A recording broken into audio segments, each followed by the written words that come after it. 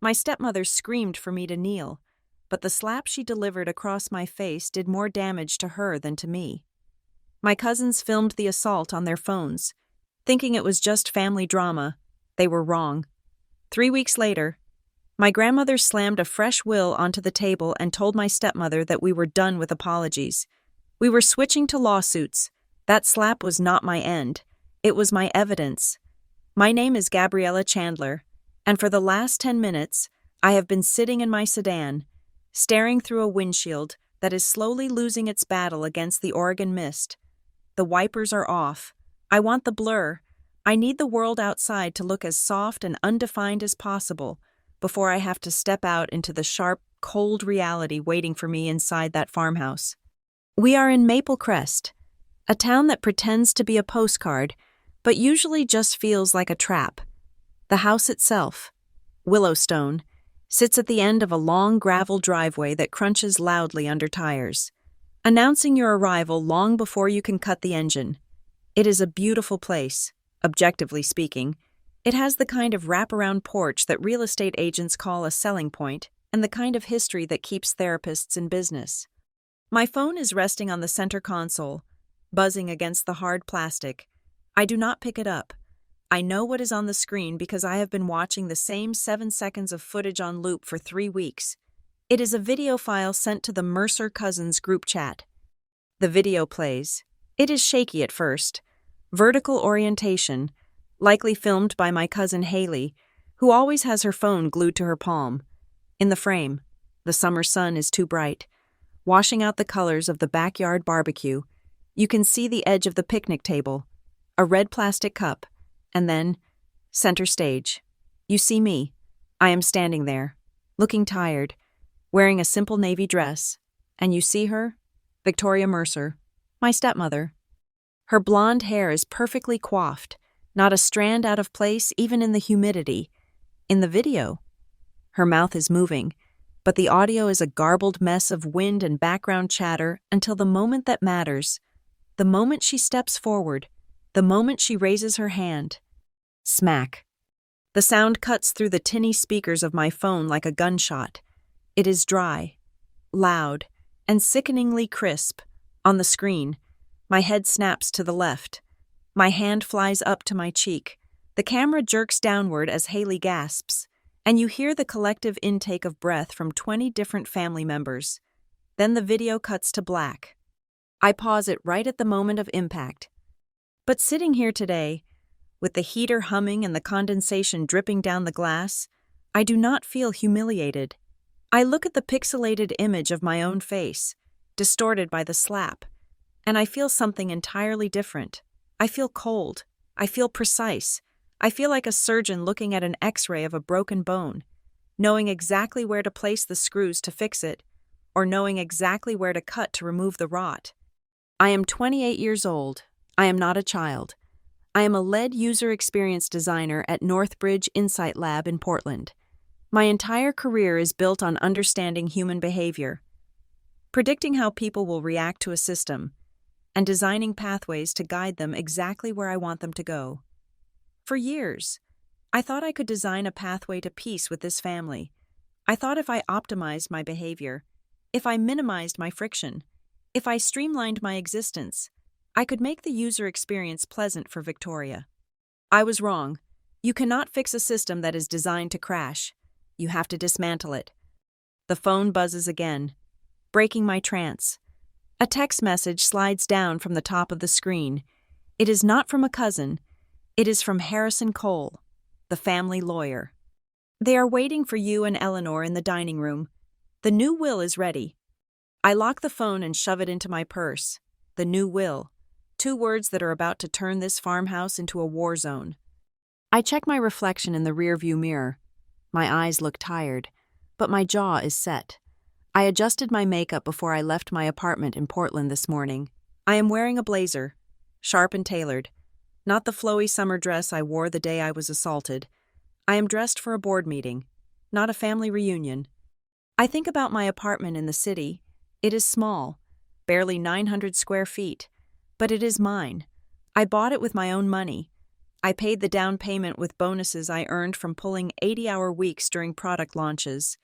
I pay the mortgage with a salary that Victoria likes to pretend does not exist. She tells the neighbors I work with computers, as if I am fixing printers at a library, rather than analyzing complex behavioral data for one of the biggest tech firms on the West Coast. That apartment is my fortress. It is on the 15th floor. It has a view of the river. It is quiet. When I turn the key in the lock, no one asks me why I am home, or why I am leaving, or why I am wearing that color. It is the only place in the world where I do not have to apologize for existing. And Victoria hates it. She hates it because she did not pay for it.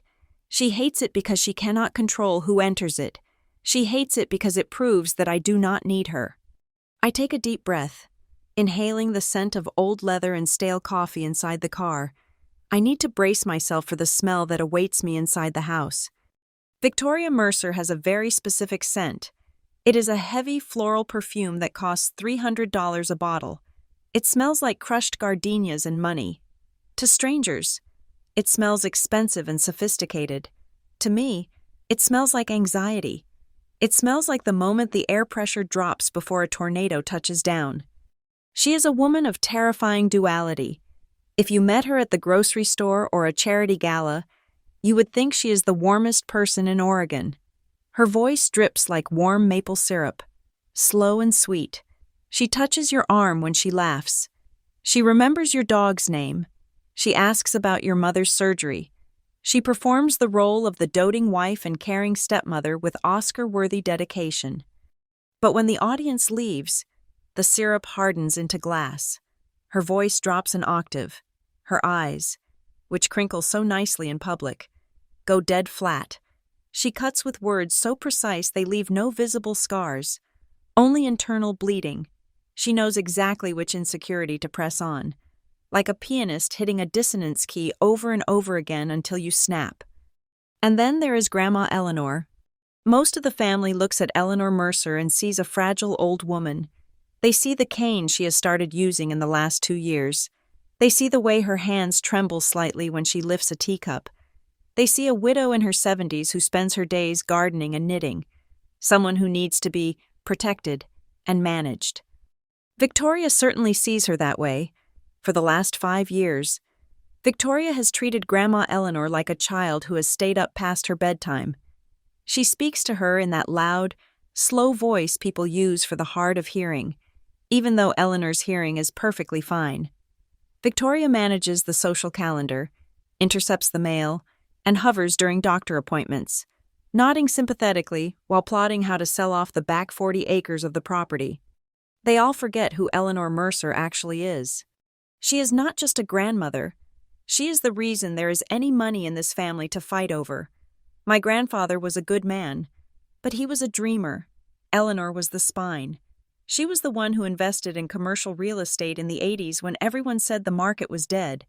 She was the one who refused to sell Willowstone when the developers came knocking with briefcases full of cash in the 90s.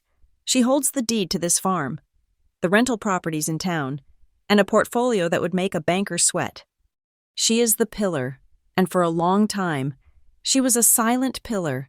She watched, she listened, she let Victoria play her games because Grandma hates conflict. She values peace.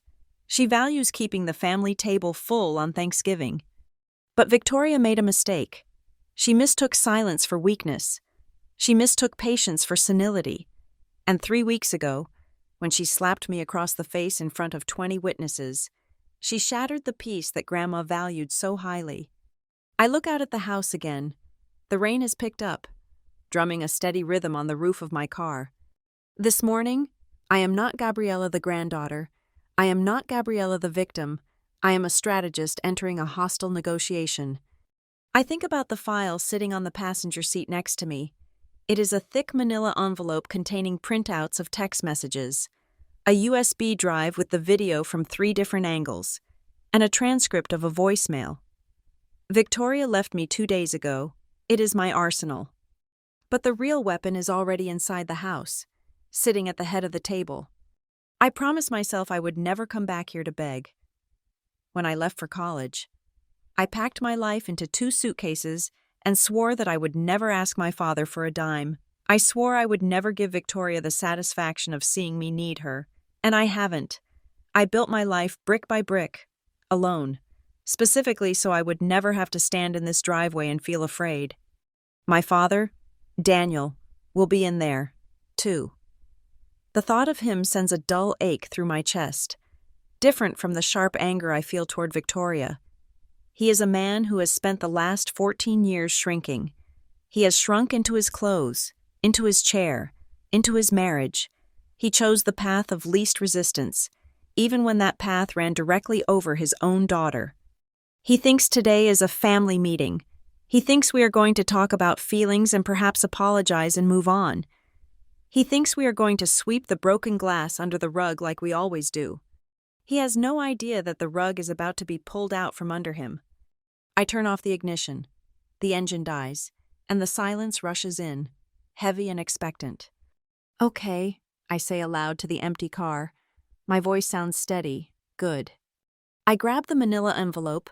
I grab my purse. I grasp the door handle, the cold metal biting into my palm. This is not a visit. This is an eviction of the old power structure. I step out into the rain. The air smells of wet pine and damp earth, the smell of Oregon that usually brings me comfort, but today it smells like ozone.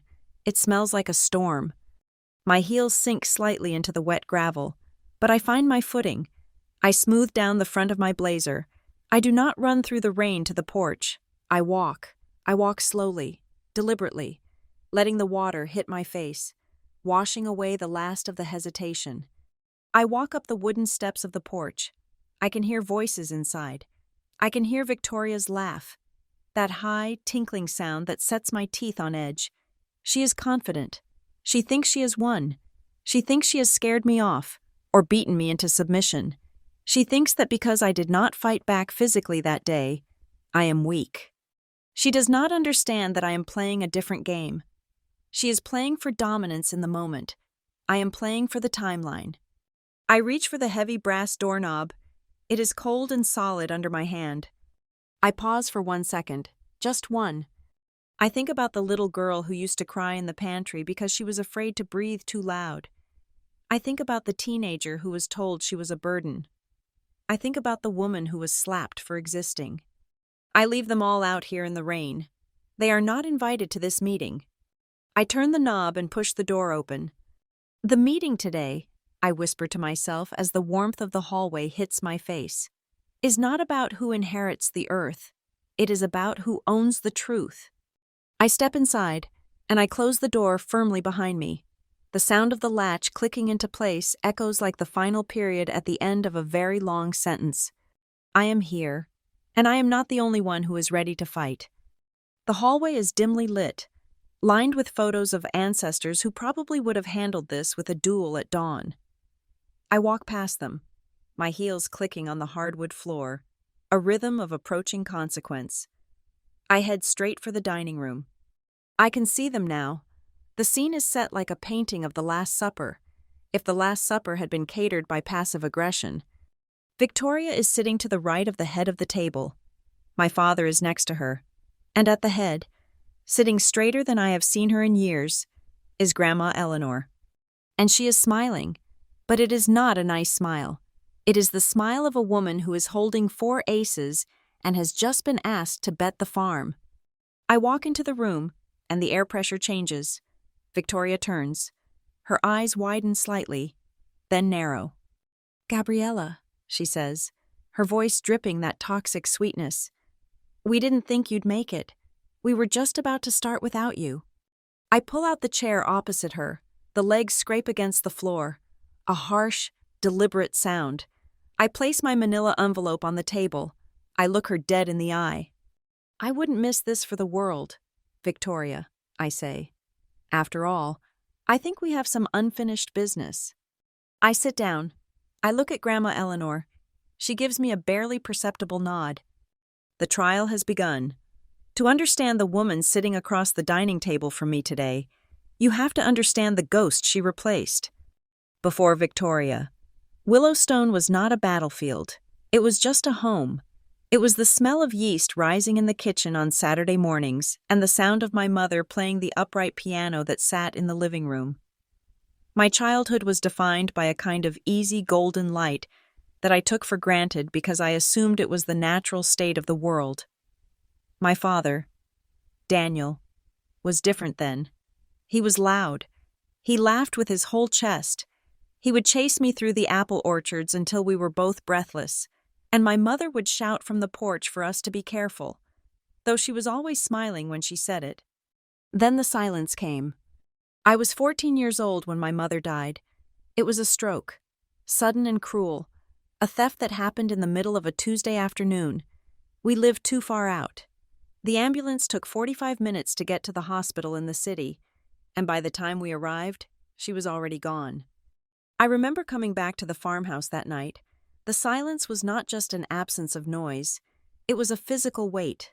It pressed against my eardrums. The house felt vast and hollow, like the inside of a bell that had just been struck and was vibrating with grief. My father stopped laughing. He stopped chasing me. He shrank into himself, becoming a man made of sighs and long stares out the window. For a year, it was just the two of us, drifting through the rooms like satellites that had lost their gravity. And then, exactly 12 months and 2 weeks after the funeral, Daniel Mercer brought Victoria home.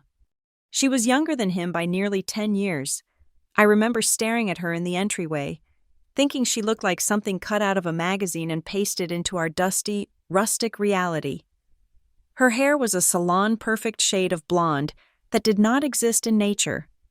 Her nails were manicured into sharp, red ovals. She smelled of chemicals and flowers, a scent that masked the smell of the old wood and rain that defined our house. "Gabriella," she had said, flashing a smile that showed all her teeth but did not crinkle the corners of her eyes. "Your father talks about you so much.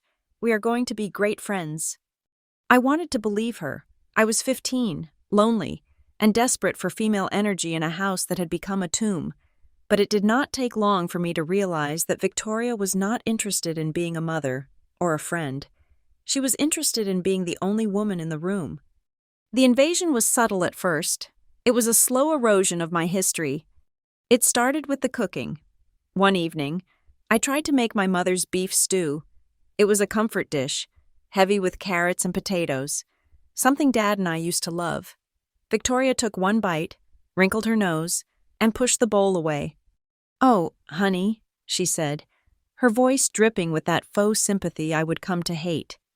"It is very sweet that you tried, but this is terribly salty. And the meat is so tough. Maybe next time, let me handle dinner? Men need a certain standard of nutrition, you know." My father ate it in silence, his eyes on his plate.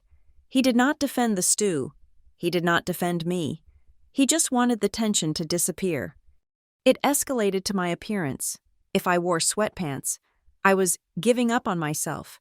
If I wore a dress, I was trying too hard for attention. She would wait until Dad was in the garage or out in the fields, and then she would corner me in the kitchen. "You know," she would whisper, leaning in close as she poured herself a glass of white wine. "Your mother is gone, Gabriella. I know it is hard, but you cannot keep using that as an excuse to be lazy. You have to learn your place with the living. You are making your father sad by looking so disheveled." That was her favorite weapon, my father's happiness. She positioned herself as the gatekeeper of his joy, and I was the obstacle. She convinced him that my grief was a burden, that my memories were holding him back from moving on. She rewrote the narrative of our family until I started to question my own sanity. Was I being difficult? Was I ungrateful? Maybe she was right. Maybe I was the problem. This is what gaslighting does to a teenage brain. It unstitches your reality until you are afraid to trust your own eyes. Grandma Eleanor saw it, though. She lived in the smaller cottage on the property back then. Before moving into the main house later, she would come over for Sunday dinners, and I would catch her watching Victoria. Grandma had eyes like a hawk, sharp and assessing. She did not say much because she knew that Daniel was infatuated, and she knew that fighting Victoria openly might mean losing access to her son. But she had her ways.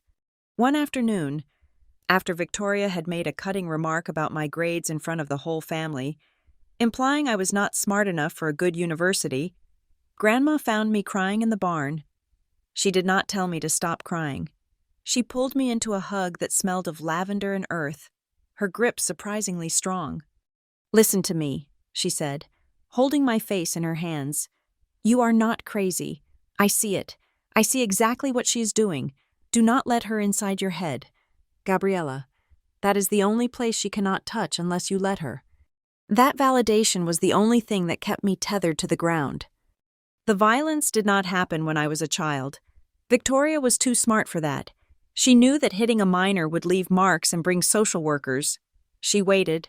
She waited until I was technically an adult, until the power dynamic had shifted just enough for her to claim I was a threat. It happened the summer I was 18. I had been accepted into a university in the city, a good school with a strong design program. I was packing my boxes, feeling the first flutter of hope that I might escape, but I needed my father to sign the check for the first semester of tuition, the money that my mother had theoretically set aside for me. I walked into the kitchen. Victoria was there, arranging flowers in a vase that used to belong to my mother. "I need to talk to Dad about the tuition deposit," I said. Victoria did not look up. "Your father and I have been talking," she said, snapping the stem of a rose. "We do not think the city is a good idea for you. It is expensive. And frankly, with your track record, we are not sure you can handle the pressure. The local community college is much more your speed." "My track record?" I asked, my voice rising. "I have straight A's. I got a scholarship that covers half. I just need the rest." "Money is tight, Gabriella," she sighed, finally looking at me with cold, dead eyes. "We have repairs on the house. Your father is stressed.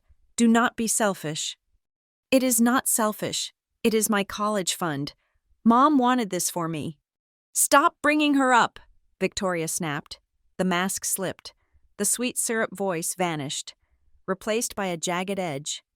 "She is dead. I am the one taking care of this house now. I am the one balancing the checkbook, and I say no." "You do not get to say no," I said.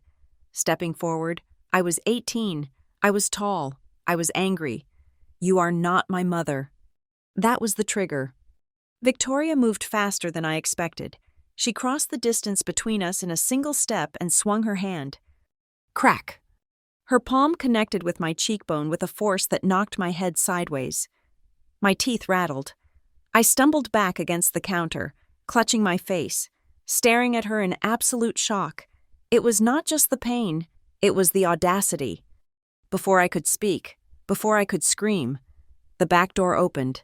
My father walked in, wiping grease from his hands with a rag. "What is going on?" he asked, looking between us. And in that split second, Victoria transformed. Her face crumpled. Tears welled up in her eyes instantly. She brought her hand to her chest, looking like a frightened bird. "Oh, Daniel," she sobbed. "I tried to talk to her about the budget. I tried to explain that we cannot afford the private university right now, and she came at me. She started screaming that I was stealing her money. She looked so violent. Daniel, I was scared." I stood there, my cheek burning, my heart pounding against my ribs. "She hit me," I said. My voice sounded small, trembling. "Dad, look at my face. She hit me." My father looked at me. He saw the red mark blooming on my cheek. Then he looked at his weeping wife, the woman who kept his bed warm, the woman who managed his life. "Gabriella," he said, his voice weary, "why do you always have to make things so difficult?" "She hit me," I repeated, louder this time. "She was defending herself," Victoria cried out. "Look at how aggressive she is being right now." "Go to your room," my father said to me. He did not shout. He just sounded exhausted. "We will talk about this when you calm down." I looked at him. I looked at the man who used to chase me through the orchards, and I realized he was gone. He had not died like Mom, but he was gone all the same. He had chosen his peace over my protection. I did not go to my room. I walked out of the house. I slept in the barn that night, curled up on a pile of blankets in the loft. listening to the rats scurry in the dark. The next morning, my eye was swollen shut. I walked into the main house to get my car keys. The kitchen was quiet. Victoria was nowhere to be seen. My father was gone to work. But Grandma Eleanor was sitting at the table. She looked at my face. She did not gasp. She did not cry. Her lips pressed together into a thin, white line. She reached into her cardigan pocket and pulled out a white envelope. She slid it across the table to me. "I cannot fix him," she said, her voice steady but low. "He is a grown man, and he has made his choice, but I can help you make yours." I opened the envelope. Inside was a check. It was not a fortune, but it was enough. It was enough for the deposit. It was enough for the first month of rent in the city. "Go," Grandma said. "Go to school. Get your degree. Get a job. And listen to me closely, Gabriella. Build a wall of money around yourself. Build it so high and so thick that no one can ever tell you what to do again. Stand on your own feet." "She told him I attacked her," I whispered. "I know," Grandma said. "And one day, the truth will matter. But today, survival matters more." I took the check. I packed my car. I did not say goodbye to my father. I did not say goodbye to Victoria.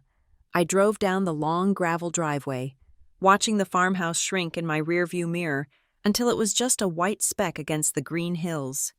I made a vow that day, gripping the steering wheel until my knuckles turned white. I vowed that I would eat instant noodles for 4 years if I had to. I would work 3 jobs. I would never, ever ask a mercer for a single dollar again. I would never give Victoria the leverage to call me a burden. I left Maple Crest as a victim. I was determined to return as something else entirely. The years that followed my departure from Maple Crest were defined by a single, driving obsession. I did not just want to succeed. I wanted to become untouchable. University was a blur of caffeine, library fluorescence, and the kind of bone-deep exhaustion that only poor students know. I did not have the luxury of partying or finding myself. While my peers were skipping Friday lectures to go to music festivals, I was picking up extra shifts at a 24-hour diner, pouring coffee for truckers and studying user interface textbooks behind the counter. I learned to code on a second-hand laptop that sounded like a jet engine taking off. I learned to live on oatmeal and apples. Every time I felt like quitting, every time the fatigue made my hands shake, I would just replay the sound of Victoria's palm hitting my face. That sound was better fuel than any energy drink. I graduated with honors, not because I was the smartest person in the room, but because I was the most terrified of failure. Failure meant going back, and going back was not an option. I landed a junior position at Northbridge Insight Lab straight out of graduation. It was a sterile, high-pressure environment where we analyzed how humans interacted with technology. We mapped frustration points. We designed pathways. It was ironic. Really. I spent my days trying to make life easier for strangers, while my own life felt like a complex puzzle I was trying to solve without a reference picture. The culture at Northbridge was intense, but the paycheck was real.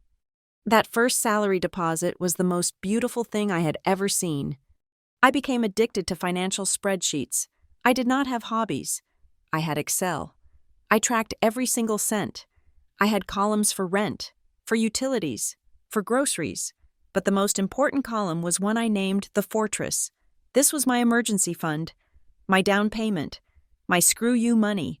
Every $1,000 I saved felt like another brick in a wall that Victoria could never climb. By the time I was 26, I had enough. I bought a condo in a new development on the outskirts of the city. It was not a mansion. It was 900 square feet of concrete and glass on the 15th floor. But the day I signed the papers, I sat on the bare floorboards and cried, not out of sadness, but out of sheer, overwhelming relief. I called it my castle. I obsessed over the details. I bought a velvet green sofa because Victoria always said green made me look sallow. I filled the kitchen with copper pots because Victoria insisted stainless steel was the only classy option. I turned that apartment into a physical manifestation of my own taste, untainted by her criticism. I started posting short clips of my space online. It was not for fame. I was not trying to be an influencer. It was a digital diary. I would post a 10-second video of the morning light hitting my coffee table, or the way the rain looked against the floor-to-ceiling windows. It was proof of life. It was my way of saying, I am here, I am safe, I built this. But while I was building my sanctuary, Victoria was busy colonizing the past. She began posting her own updates on social media, photos of Willowstone undergoing massive renovations. She tore down the wallpaper my mother had picked out. She cut down the old oak tree near the porch because she said it blocked the light. She started referring to the farm as our legacy in her captions. I remember one specific post where she posed in front of the newly painted barn, holding a glass of wine, with a caption that read, "Real estate naturally flows to those who care for it the most." It was a subtle dig, a way of saying that because I was not there scrubbing the floors, I did not deserve the ground beneath them. She was laying the groundwork, planting the idea in everyone's head that she was the true steward of the Mercer name, and I was just the city girl who had abandoned her roots. My connection to the farm, however, remained strong through a single, thin wire, the telephone line. Grandma Eleanor and I developed a ritual. We talked late at night, usually after 10, when Victoria and my father had gone to bed. At first, the calls were hesitant, but over time, they became our lifeline. We talked about books. We read the same novels and discussed them for hours, finding parallels between the characters and our own lives. One night, I confessed to her that I felt guilty for not visiting more often. I told her that Dad sounded sad when I made excuses to skip Sunday lunch. Grandma's voice was sharp through the receiver. She said, "Gabriella, listen to me. You are not unfilial just because you are independent. Do not let them weaponize your empathy. You can love your father without setting yourself on fire to keep him warm." That was the turning point. We stopped just talking about literature and started talking about reality. Grandma began to treat me not as her granddaughter, but as her confidant. She started sending me photos of documents. At first, it was just small things, like a contractor's invoice she thought was inflated. She would ask me to check the prices in the city. Then, the documents became more serious. She sent me pictures of property tax assessments. She asked me questions about trusts and medical powers of attorney. She would say, "Victoria brought a man over today. He had a lot of papers. I told them I left my reading glasses in the bedroom and to leave the papers for later. What do you make of this clause, Gabriella?" I would stay up until 2 a.m, researching legal jargon, highlighting risky terms, and explaining them to her the next day. We were building a defense system, brick by invisible brick. I realized then that Grandma was not frail. She was besieged, and she was smart enough to know she needed a partner on the outside. However, I still had to endure the holidays. Christmas and Thanksgiving at Willowstone became exercises in psychological endurance. I would drive down, my stomach in knots, parking my car next to Victoria's gleaming SUV. Inside, the dynamic was painfully clear. The dining table was long, seating 12 people comfortably. The head was for Grandma, the foot was for my father. Victoria sat to his right. The seats closest to the power center were reserved for her friends or distant relatives she was trying to impress. I was always placed at the very end, the kids' spot, even at 27. I was seated next to the drafty window, often squeezed in beside a high chair or an empty space. It was a spatial demotion. It was her way of showing the family hierarchy without saying a word. But the cousins were noticing. Haley, Brooke, and Mason were growing up. They were in their 20s now, too. They saw things. I remember one Thanksgiving. Mason, who was usually quiet, looked at my place setting, which lacked a wine glass, and then looked at Victoria's crystal goblet. He leaned over to me and whispered, "Does she think you are still 12? Do you want my glass?" I smiled and shook my head, but I saw the look in his eyes. It was confusion mixed with distaste. Haley was even more observant. She would catch Victoria making backhanded compliments about my job, asking if playing with computers paid enough to cover my rent. And Haley would jump in. "Actually, Aunt Victoria," Haley said once, User experience design is a six-figure industry. Gabriella is probably out-earning all of us. Victoria's smile froze that day. It was a small victory, but it tasted sweet. The real fire, however, was lit on a random Tuesday in July.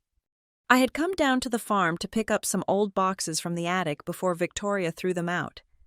I was carrying a crate of books to my car when I heard voices coming from the garden. The hedge was tall, blocking me from view, but sound carried clearly in the crisp country air. It was Victoria talking to Mrs. Gable, the nearest neighbor. Mrs. Gable was asking about me. She asked, "How is Gabriella doing in the city?" I saw her post a video of her apartment. It looks lovely. I stopped walking. I held my breath. Victoria laughed.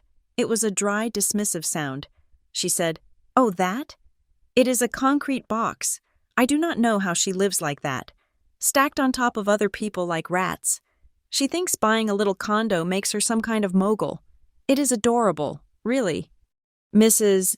Gable murmured something polite, but Victoria continued, her voice dropping lower, more conspiratorial. She said, "Let her have her little box. She does not realize that real wealth is land. We are just waiting. You know, Eleanor is getting tired. Once the will is settled, all of this naturally comes to Daniel and me. Gabriella has her concrete. We will have the kingdom." I stood there, clutching the crate of books until the edges dug into my skin. It was not just an insult, it was a confession. She was not just waiting for Grandma to die. She was banking on it. She viewed my hard-earned independence as a consolation prize, a little toy to keep me distracted while she stole the crown jewels. She thought I was out of the game. She thought I was satisfied with my concrete box. I walked back to my car without saying a word. I drove back to the city in a cold rage. That night, I did not just look at my spreadsheets. I looked at the property values of Maple Crest. I looked up inheritance laws in Oregon. The next time I visited the farm, the atmosphere had shifted. Grandma Eleanor sensed it. It was late afternoon. We were sitting on the back porch, watching the sun dip below the hills. Victoria and Dad were in town for groceries. It was just us. Grandma was shelling peas, her fingers moving with a dexterity that defied her age. I was sitting on the steps, looking out at the fields that Victoria claimed were already hers. Grandma stopped moving her hands. She looked at me. Her eyes were a piercing blue, undimmed by cataracts or time. "Gabriella," she said. Her voice was serious, lacking its usual lightness. I turned to look at her. "Yes, Grandma?" She put the bowl of peas down. She leaned forward, resting her elbows on her knees. "You have built a good life," she said. "You have your castle in the sky. You are safe there." I nodded. "I am. But safety is not the same as justice," she said. I stayed silent, waiting. She continued, "Victoria thinks she has won because she thinks you are too polite to fight. She thinks you are just like your father, willing to swallow poison just to keep the peace." Grandma looked at the house, then back at me. She asked me a question then, a question that hung in the air between us like a challenge.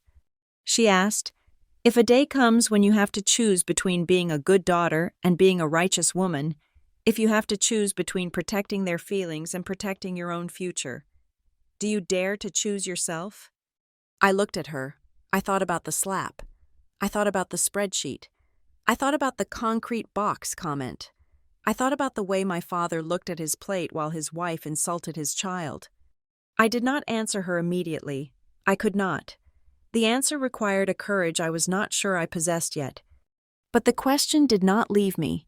It settled in my chest, right next to my heart, ticking like a clock. I knew, and she knew, that the day of choosing was coming, and we both knew that when it arrived, politeness would be the first casualty. The summer I turned 27 was defined by a heat wave that turned the Oregon soil into dust and a sense of unease that settled over Willowstone like a suffocating blanket. It was the season of the long con. Though none of us knew it at the time, we just thought it was a family reunion. Victoria initiated it. That should have been the first red flag. My stepmother had spent the last decade trying to minimize the number of people at the farmhouse. preferring intimate gatherings where she could control the conversation. But suddenly, in early June, she sent out a mass email to the entire extended family: aunts, uncles, cousins, even second cousins we had not seen since my mother's funeral. The subject line read, "Celebrating Eleanor while we can." The implication was subtle but devastating. She was planting the seed that Grandma Eleanor was dying, or at least, fading fast. She was creating a narrative of urgency. She wanted everyone to gather at Willowstone to say their goodbyes to a woman who, in reality, was still walking 3 miles a day and beating me at crossword puzzles. I drove down from the city on a Friday afternoon, the air conditioning in my car blasting against the 90-degree heat. When I pulled into the driveway, I noticed the changes immediately. The flower beds, usually a chaotic, joyful mix of wildflowers that Grandma loved, had been manicured into rigid, orderly rows. The old porch swing, which squeaked in a way that sounded like home, had been replaced by sleek, modern outdoor furniture that looked like it belonged in a hotel lobby, not a farm. Victoria was erasing the character of the place. She was staging the house for a sale, even if she had not listed it yet. I walked inside and found the atmosphere even more unsettling. Victoria was everywhere. She was moving furniture, decluttering Grandma's collections of porcelain birds, and directing a cleaning crew she had hired. Grandma Eleanor was sitting in her favorite armchair in the sunroom, looking small. She was not frail, but she looked besieged. "Gabriella," Grandma said when she saw me, her eyes lighting up. "Thank goodness. Come tell this woman that I do not need my rug moved. I like tripping over it. It keeps my reflexes sharp." I laughed, but the laugh died in my throat when Victoria swept into the room. She was wearing a linen suit that cost more than my first car. "Mother," Victoria said, using the term she knew Grandma hated, "we are just trying to make the space safer for you. Mobility issues can happen overnight at your age." "I am 74. Victoria, not 90, Grandma snapped, though her voice lacked its usual bite. Over the next few weeks, the family reunion preparations became a cover for something much more sinister. Victoria began bringing people to the house. She introduced them as old friends, or consultants, who were there to help Grandma with estate planning and legacy preservation. I was suspicious. I worked in user experience. I knew when a system was being rigged. One Tuesday morning, I was working remotely from the kitchen table when a black sedan pulled up. A man in his 50s stepped out. He was wearing a suit that was too shiny and shoes that were definitely not made for walking on gravel. He carried a leather briefcase and looked at the farmhouse not with admiration, but with appraisal. He looked like he was calculating the square footage in his head. Victoria was out running errands. Grandma was napping. I decided to intercept him. I walked out onto the porch, crossing my arms. "Can I help you?" I asked. The man jumped slightly. He adjusted his tie, flashing a practiced, oily smile. "Good morning. I am looking for Mrs. Mercer, Victoria Mercer." "She is not here," I said. "I am Gabriella Chandler, her stepdaughter. And who are you?" "Oh, I am a friend of the family," he said. He hesitated, his eyes darting to the side. "Just dropping off some paperwork for the consultation." "What kind of consultation?" I pressed. I walked down the steps, entering his personal space. "Because you look like you are dressed for a closing, not a coffee date." He laughed nervously. "Well, you know how it is. Property management, just helping the ladies figure out the best way to liquidize some assets for comfort." "Liquidize?" I repeated. "Which assets? This is a working farm." Right, he stammered. He pulled a business card out of his pocket and handed it to me, clearly just wanting to end the conversation. "Just tell Victoria that Mr. Sterling stopped by, from Sterling and Associates Real Estate." He got back in his car and reversed down the driveway faster than was necessary. I looked at the card. Sterling and Associates, commercial and large-scale land development. He was not a property manager. He was a developer. He was the kind of vulture who bought family farms, razed them to the ground, and built strip malls or luxury condos. I went straight to Grandma's room. She was awake, reading a book. "Grandma," I said, holding up the card. Who is Mr. Sterling? Grandma sighed. It was a long, heavy sound, like air escaping a tire. She took off her reading glasses and rubbed the bridge of her nose. Victoria calls him a financial savior, Grandma said quietly. She says the farm is too much work for me. She says the maintenance costs are eating into my savings. She wants me to sell the South 40 acres, the orchards. The orchards? I felt a cold spike in my chest. Grandma, those trees are 80 years old. Granddad planted them. I know, she said. I told her no, but she keeps bringing him back. She brings me spreadsheets showing how much money I am losing.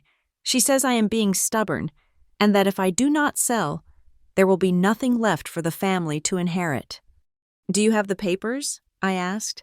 The ones she wants you to sign? Grandma reached into her nightstand drawer and pulled out a thick folder. I told her I needed to read them first, but the print is so small, and the words are so twisted. I took the folder to my room. I spent the next 4 hours reading every single line. It was worse than I thought.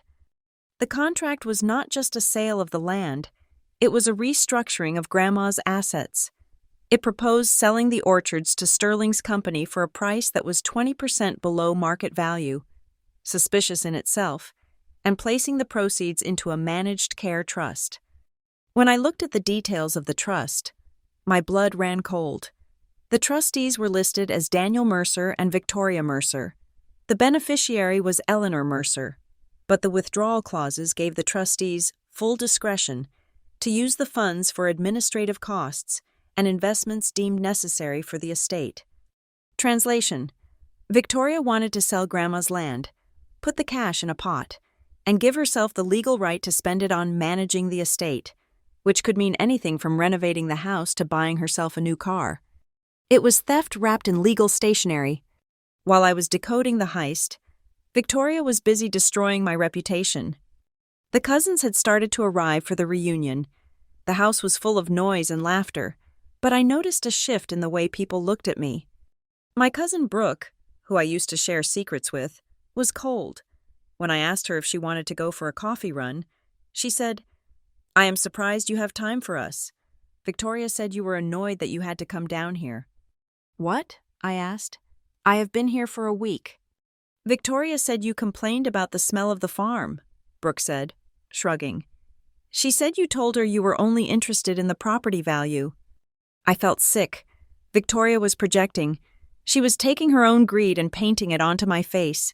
She was telling everyone that I was the gold digger, the city girl who hated the farm and just wanted the cash. It was brilliant, in a twisted way. If I tried to expose her, she could just say, "See, Gabriella is obsessed with the money. She is accusing me to cover her own tracks." The tension finally snapped over dinner 3 days before the main reunion party. It was a Tuesday night. We were eating roast chicken. The air in the dining room was heavy, the humidity clinging to our skin. Victoria waited until everyone had been served. Then she cleared her throat. "Eleanor," she said, her voice sugary sweet. "I was talking to Mr. Sterling today. He needs an answer by Friday. The market is shifting, and we do not want to lose this offer." Grandma looked at her plate. "I am still thinking, Victoria." "There is nothing to think about." Victoria laughed. A sharp, brittle sound. "It is free money, Eleanor, and it secures your future. Daniel and I just want to make sure you are taken care of. In fact," she reached under the table and pulled out a pen and the signature page of the contract. She slid it across the tablecloth toward Grandma. "I think we should just get it done tonight," Victoria said. "We are all here. We can witness it. It would be a great way to start the reunion, knowing the family is secure." My father, Daniel, was eating his potatoes, keeping his head down. "Daniel," Victoria prompted him, "tell your mother." Dad looked up. He looked tired. "Mom," he said, It seems like a good deal. Victoria has spent a lot of time on this. Maybe it is time to let go of the orchards." Grandma did not pick up the pen. She looked at me. I took a deep breath. This was it. "She should not sign that," I said. My voice was calm. but my hands were shaking under the table. Victoria's head snapped toward me. Her eyes narrowed into slits. "Excuse me?" "I read the contract." "Victoria," I said. "I read the trust agreement attached to it. Why does the trust give you full discretion to use the funds for administrative costs without any cap? And why is the sale price 20% below the county assessment?" The room went dead silent. You could hear the clock ticking on the wall. Victoria's face turned a splotchy red. "You went through my private papers?" "I went through Grandma's papers," I corrected her, "because she asked me to, and that contract is a bad deal. Actually, it is not a bad deal. It is a predatory deal." Victoria slammed her hand onto the table. The silverware rattled. "How dare you?" she hissed. "I have spent months trying to save this farm. I am trying to ensure there is money for your grandmother's care. And you selfish, ungrateful little brat, you come in here with your spreadsheets and try to sabotage it?" She turned to the rest of the table, looking at my cousins and aunts who were staring in shock. "This is exactly what I was talking about," Victoria shouted, pointing a manicured finger at me. "She does not want us to sell because she wants it all for herself. She is waiting for Eleanor to die so she can sell the whole thing and keep the money. She is jealous that Daniel and I are the ones actually taking care of this family." "That is not true," I said, standing up. "I do not want a dime. I just do not want you to swindle Grandma." "Daniel!" Victoria shrieked. "Are you going to let her speak to me like that? In our house?" My father looked at me. His eyes were pleading. He did not look angry. He looked terrified of the scene. He looked terrified of the silence that would follow if he did not fix this. "Gabriella," he said, his voice weak. "Please, just sit down. You do not understand these things. Victoria has worked very hard." "Dad," I said, looking him in the eye, "she is trying to take legal control of Grandma's liquid assets. Read the document." "I trust my wife," he shouted, a sudden burst of defensive anger. "Why can't you just support us? Why do you always have to cause trouble? Just yield a little bit, Gabriella, for the peace of this house."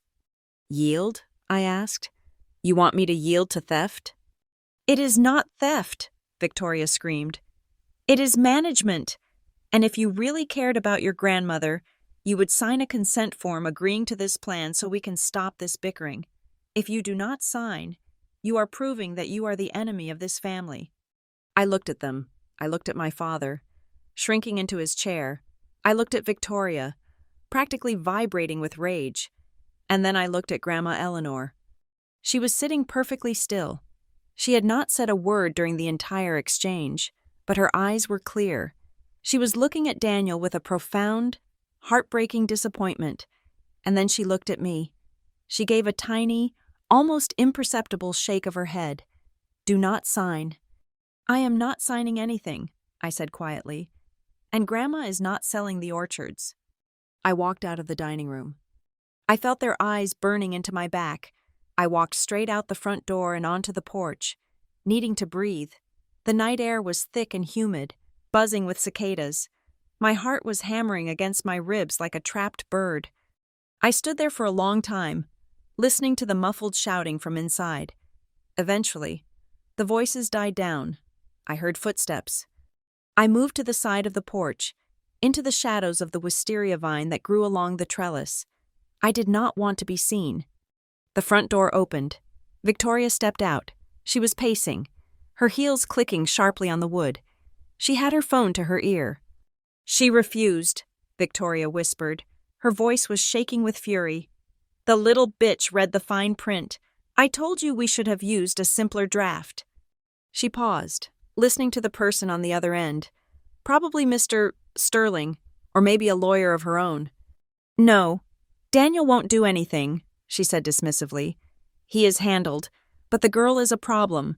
She is poisoning Eleanor against the deal." She stopped pacing right in front of where I was hiding. I held my breath. I could smell her perfume, that cloying gardenia scent, mixed with the sweat of her rage. "Listen to me," she hissed into the phone. "If she does not sign by the weekend, we have to change the narrative. We have to make the whole family see her as the problem, We need to provoke her. If she snaps, if she looks unstable, then Eleanor won't trust her judgment anymore. We need to break her credibility." The wind picked up, rustling the leaves and drowning out the next few words. But I heard enough. "Make her look dangerous," Victoria said. "Whatever it takes." She hung up and went back inside. I stood in the dark, my hands clenched into fists. A chill went down my spine that had nothing to do with the weather.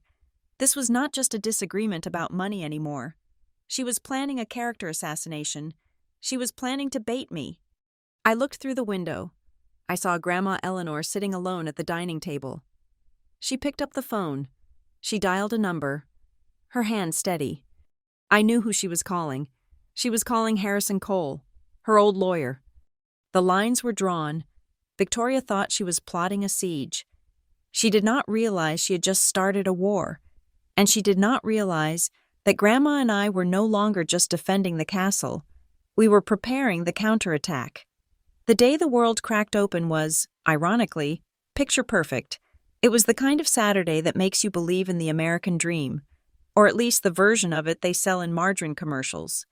The sky over Maple Crest was a bruised, brilliant blue, stretching endlessly over the rolling hills. The air smelled of charcoal smoke, grilled pork ribs, and the sweet, sticky scent of sunscreen. From the portable speakers set up on the patio, a country ballad about trucks and broken hearts played softly, providing a soundtrack to what was supposed to be a celebration of family unity. I was standing near the drink station, clutching a glass of iced tea so tightly that my fingers were numb. I was wearing a navy blue dress, sensible heels, and a layer of emotional armor that I had been welding onto myself all week. Everyone was there.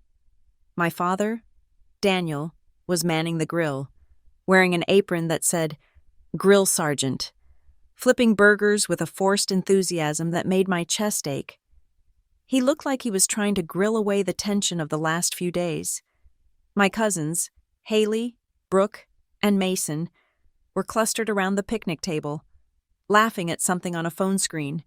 Grandma Eleanor sat in the shade of the old oak tree, a light shawl over her shoulders despite the heat, watching the proceedings with eyes that missed nothing. And then there was Victoria. She was vibrating. That is the only way I can describe it. She moved through the crowd in a floral sundress that was a little too bright, her laugh a little too loud. She was pouring wine with a heavy hand. I watched her float from aunt to uncle, whispering, touching arms, guiding the narrative. She was like a shark in a swimming pool, creating ripples before she even took a bite. I knew she was cornered. I knew that since I had refused to sign the consent form for the orchard sale, her plan to liquidate Grandma's assets had hit a wall. She needed a new angle. She needed to discredit me. I just did not realize how public she intended to make the execution. Around 2 p.m, after everyone had eaten and the drowsy heat of digestion had settled over the yard, Victoria clinked a spoon against her wine glass. The sharp, high-pitched sound cut through the chatter. "Family!" she called out, her voice projecting with theatrical clarity. "Family. Can I have everyone's attention for just a moment?" The conversation died down. My father looked up from the grill, wiping his hands on a towel. Grandma Eleanor stiffened in her chair. "I just want to propose a toast," Victoria said, raising her glass of Chardonnay. The sunlight caught the pale yellow liquid. "To us, to the Mercer clan.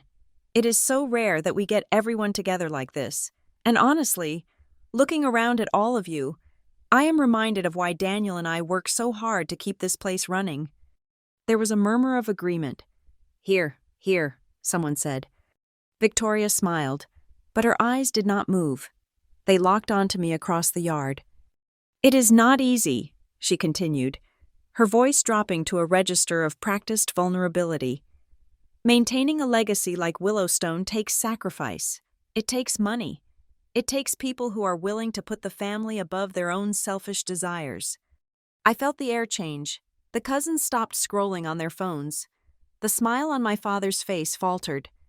"Which is why," Victoria said, taking a step toward me, "it breaks my heart that we have threats coming from inside the house." "Victoria," Dad said, his voice low, Not now. No, Daniel. They need to know, she exclaimed, spinning to face the group, gesturing wildly with her free hand. We are all family here. Why should we hide the truth?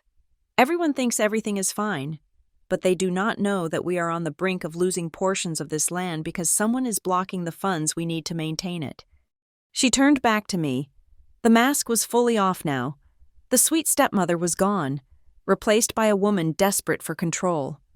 Gabriella, she said, saying my name like it was a curse word. Maybe you want to explain to your aunts and uncles why you are refusing to let us manage your grandmother's estate? Maybe you want to tell them why you are trying to twist Eleanor's arm to change her will? The accusation hit me like a bucket of ice water. It was so brazen, so completely inverted from the truth, that for a second, I could not speak. She was accusing me of exactly what she was doing. That is not true, I said. My voice was steady, but my heart was hammering against my ribs. I have never asked Grandma to change anything, and I am not blocking maintenance. I am blocking a sale that undervalues the land by 20%. Liar, Victoria shouted. The sudden volume made Brooke jump. You are trying to steal this farm. You come down here from your city apartment, looking down your nose at us, thinking you are better than everyone. You think we don't know? You want to declare Eleanor incompetent so you can take power of attorney. Victoria, stop, I said, looking around at the stunned faces of my relatives. My Aunt Sarah looked horrified. Mason's mouth was slightly open. This is not the place for this. We are not doing this in front of the neighbors. Oh, you are worried about appearances now? Victoria laughed, a jagged, hysterical sound. She set her wine glass down on the picnic table so hard that the stem snapped, sending wine splashing onto the white tablecloth. You, the girl who abandoned her father for 4 years? You, who only comes back when you smell money? She began to walk toward me.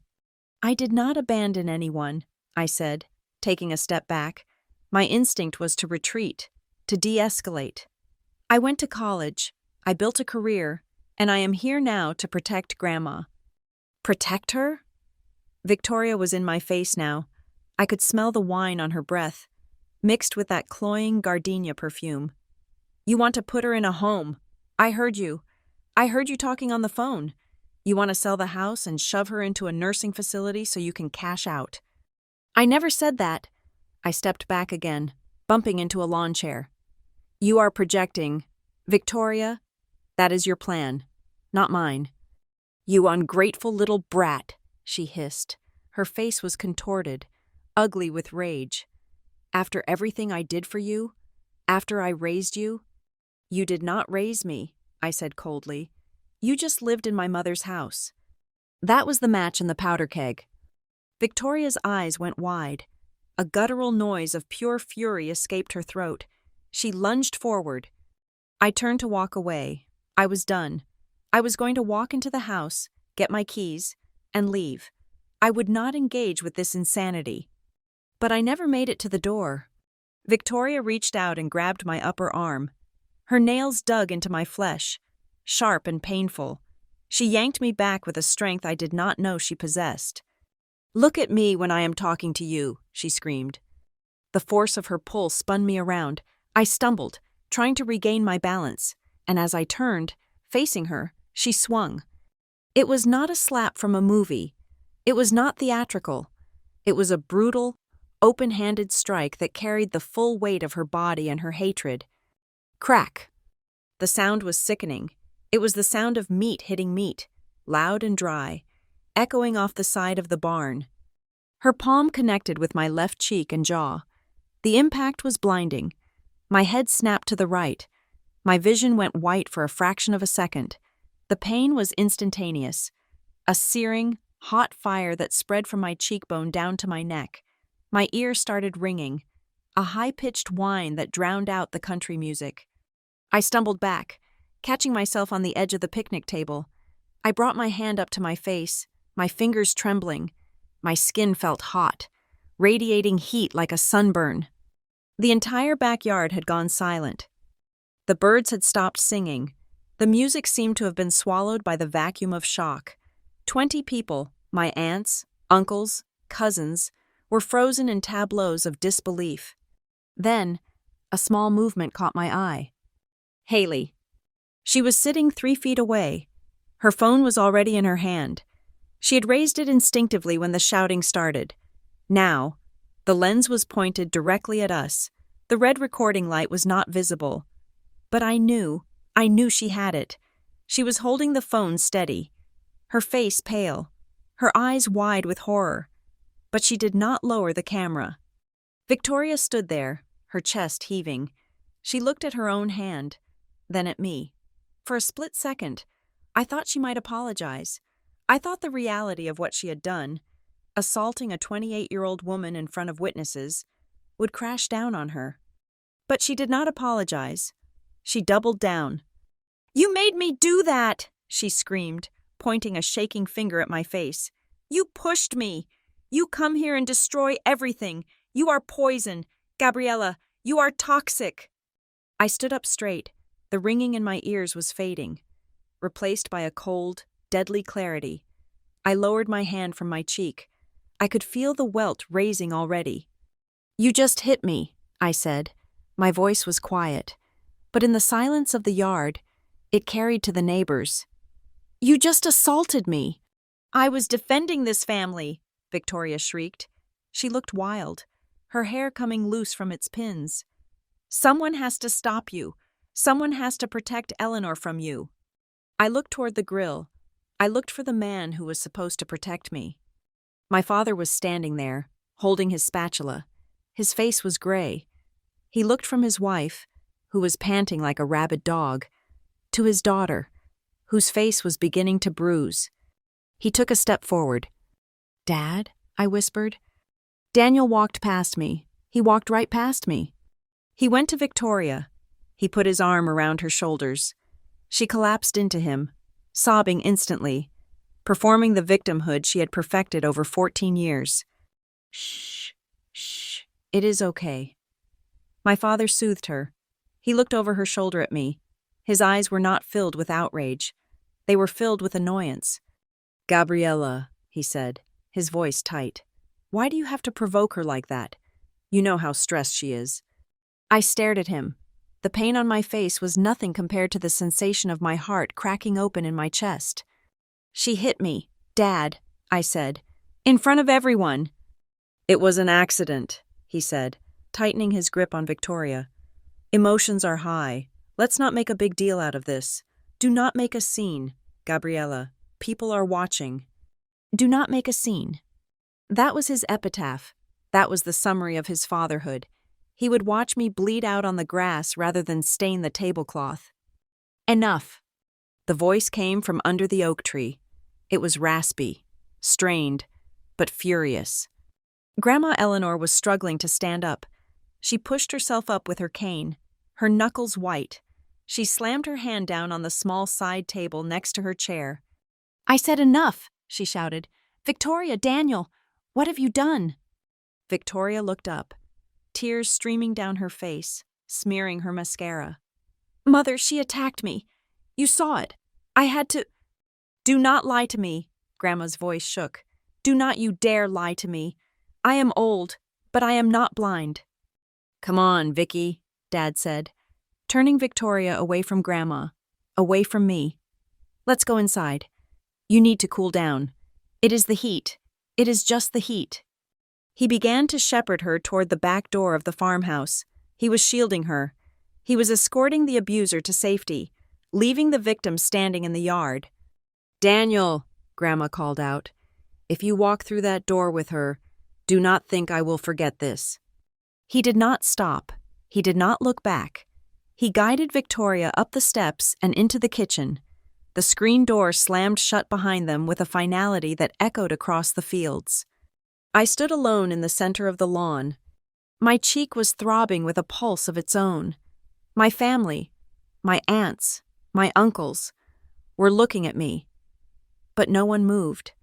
They were paralyzed by the awkwardness, by the sheer ugliness of what they had witnessed. They did not know whether to comfort me or look away. I looked at Haley. She slowly lowered her phone. Her hand was shaking. She nodded at me. A tiny, terrified movement. I got it. I looked at Grandma. She had sunk back into her chair, looking 10 years older than she had 10 minutes ago. She was clutching her chest, breathing hard. Our eyes met. In that moment, the bond between us hardened into steel. She saw it. She saw the violence. She saw the betrayal. There was no more keeping the peace. The peace was dead. It had been murdered right here, next to the potato salad. I did not cry. I wanted to, but I refused to give Victoria that satisfaction. I straightened my spine. I smoothed down the front of my dress. "I am leaving," I said to the silent yard. I turned and walked toward my car. I did not run. I walked with the deliberate pace of someone who is leaving a crime scene and heading straight to the police station. I could feel the heat of the slap still burning, branding the shape of Victoria's hand onto my skin. But under the pain, there was something else, a cold, dark realization. She had made a mistake. She thought she had humiliated me into submission. She thought that by hitting me, she had put me back in my place as the frightened child. She was wrong. She had just given me the one thing I needed to destroy her. She had given me a witness. She had given me a recording. She had given me a cause. As I reached my car, I touched the door handle, and I looked back at the house one last time.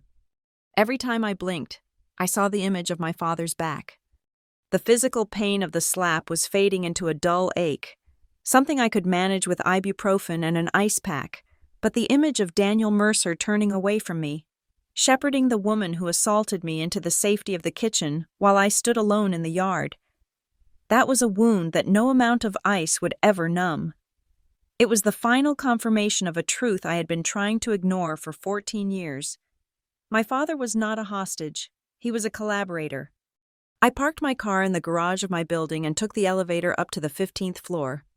My fortress, my concrete box. When I unlocked the door, the quiet of my apartment usually felt like a sanctuary. Tonight, it felt like a triage center.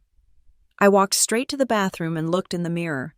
The welt on my cheek was rising, a bright, angry red mark that would undoubtedly turn purple by morning. I touched it lightly. It felt hot. My phone buzzed in my pocket. I pulled it out, bracing myself for a text from my father telling me to be reasonable or apologize for provoking her. It was not my father. It was Haley. "I got it." The text read, "I got the whole thing. Do you want the video?" I stared at the screen. My thumb hovered over the reply button.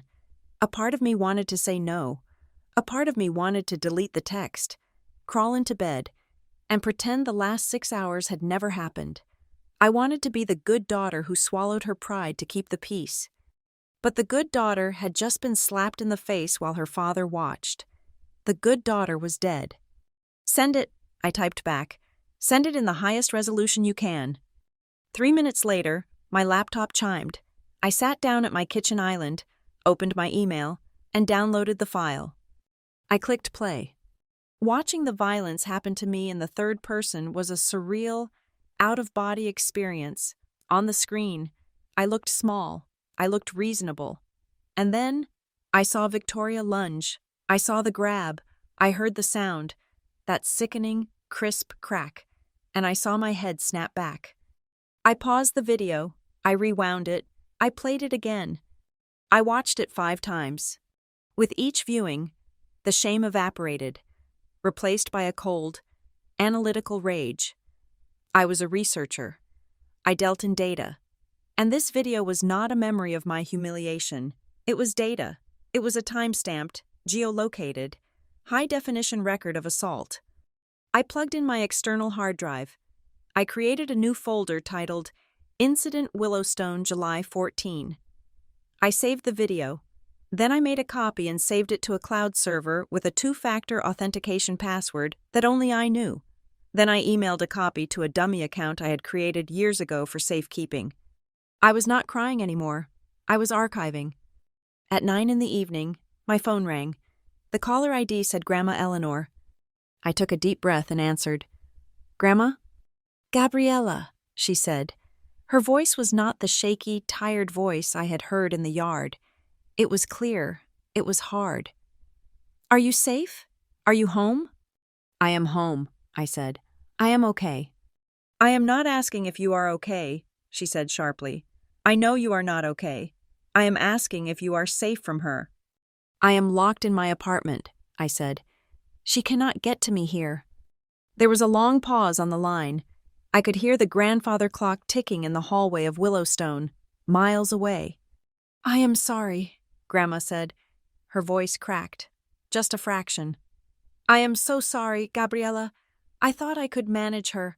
I thought if I just held my ground on the money, she would keep playing her little games but leave you alone. I was arrogant, and you paid the price for it." "It is not your fault," I said. "She is the one who swung her hand." "No," Grandma said firmly, "but I am the one who let her stay in my house. I suspected for a long time. You know, I knew she was greedy. I knew she was unkind. But I told myself it was just personality.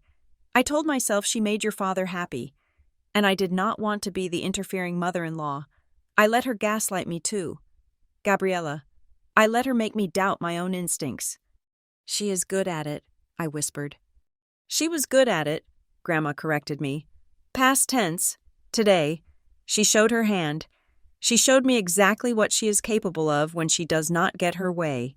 And if she can hit you in front of 20 people, God knows what she would do to me if I were alone and vulnerable." A chill went down my spine. "Grandma, are you safe there tonight? Do you want me to call the police?" "Your father took her to a hotel in town," Grandma said.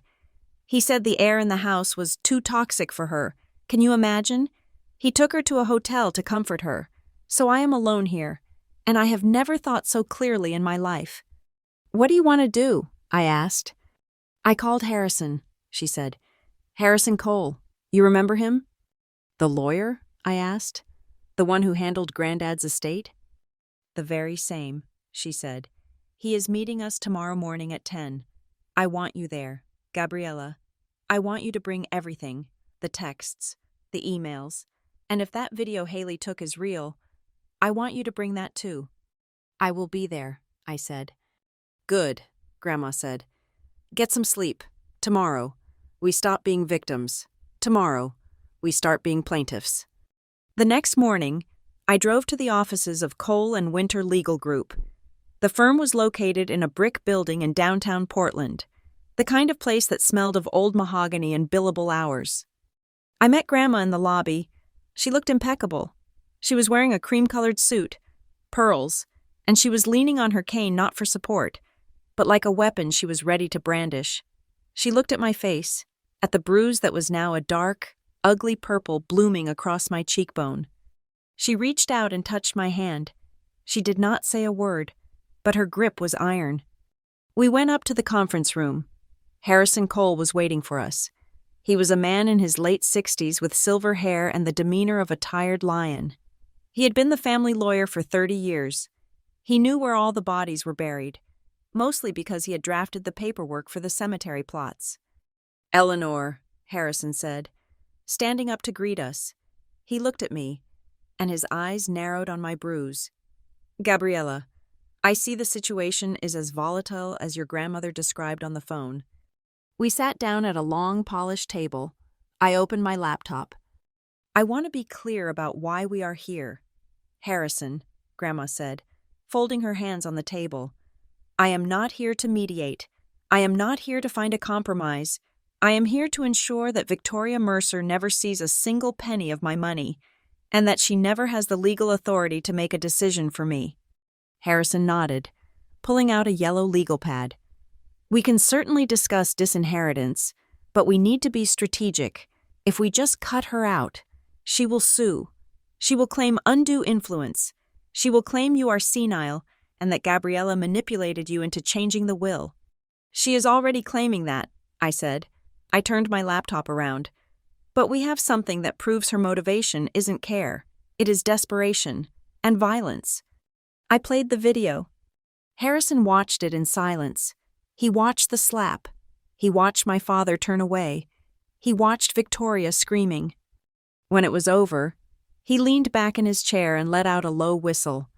"Well," Harrison said, "that changes the complexion of things." Is it enough? I asked. It is more than enough, Harrison said. This establishes a pattern of abuse. It establishes hostility. If she tries to contest the will later, we play this for a judge. No judge in Oregon will hand control of an estate to a woman who assaulted the primary beneficiary's granddaughter at a family gathering. He looked at Grandma. What do you want to do, Eleanor? I want to rewrite the will, Grandma said. I want everything. The farm, the investments, the savings, placed into a trust. I want Gabriella to be the trustee. I looked at her, shocked. Grandma, Hush, she said. You are the only one with the financial literacy to handle it, and the only one with the backbone to stand up to her. You are the trustee. Okay, Harrison wrote it down. Gabriella as trustee, beneficiaries. The income goes to me for my lifetime, Grandma said.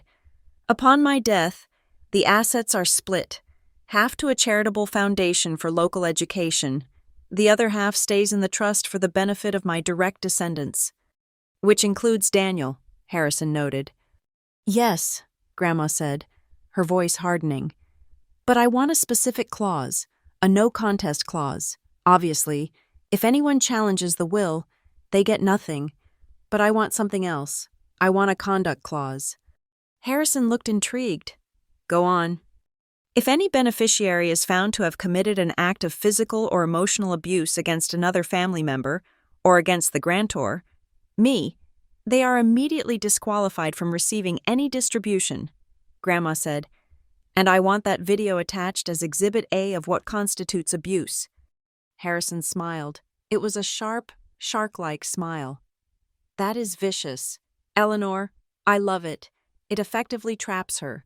If she accepts the will, she has to behave perfectly. If she acts out, she loses everything.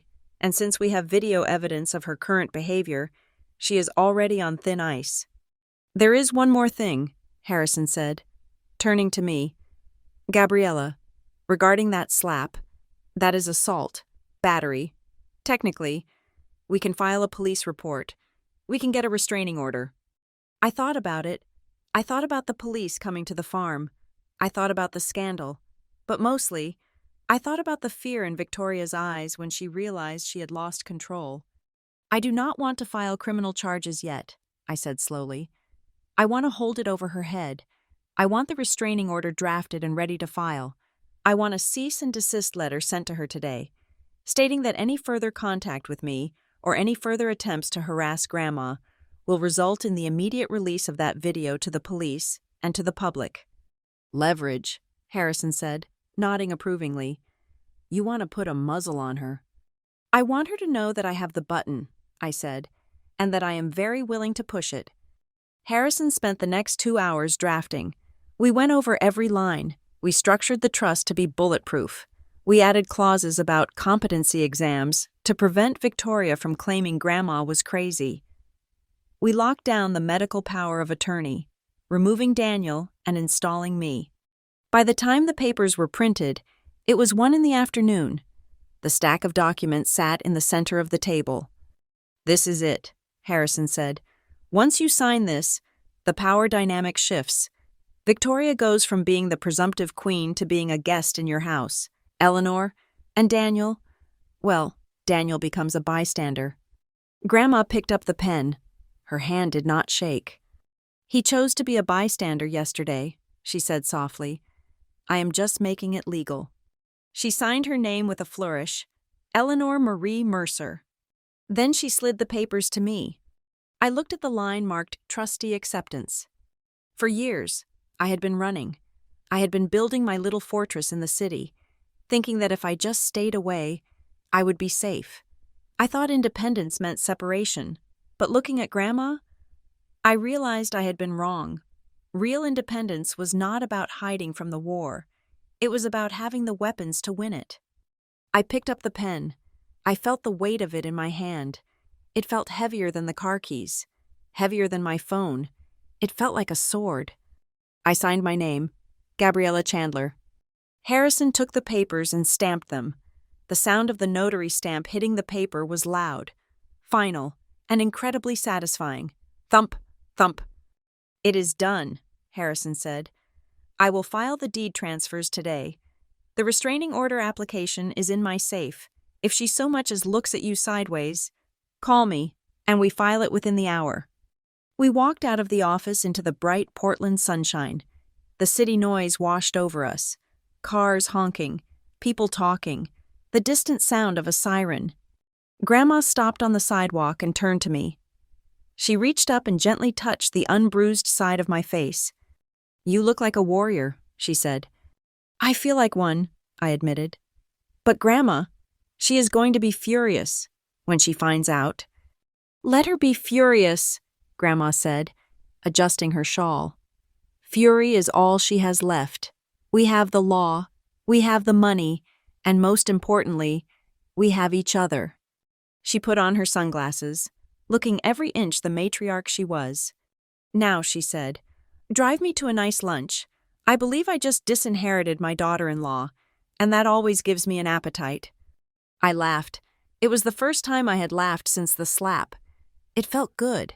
It felt like the ice was cracking. I opened the car door for her. As I walked around to the driver's side, I looked at my reflection in the window.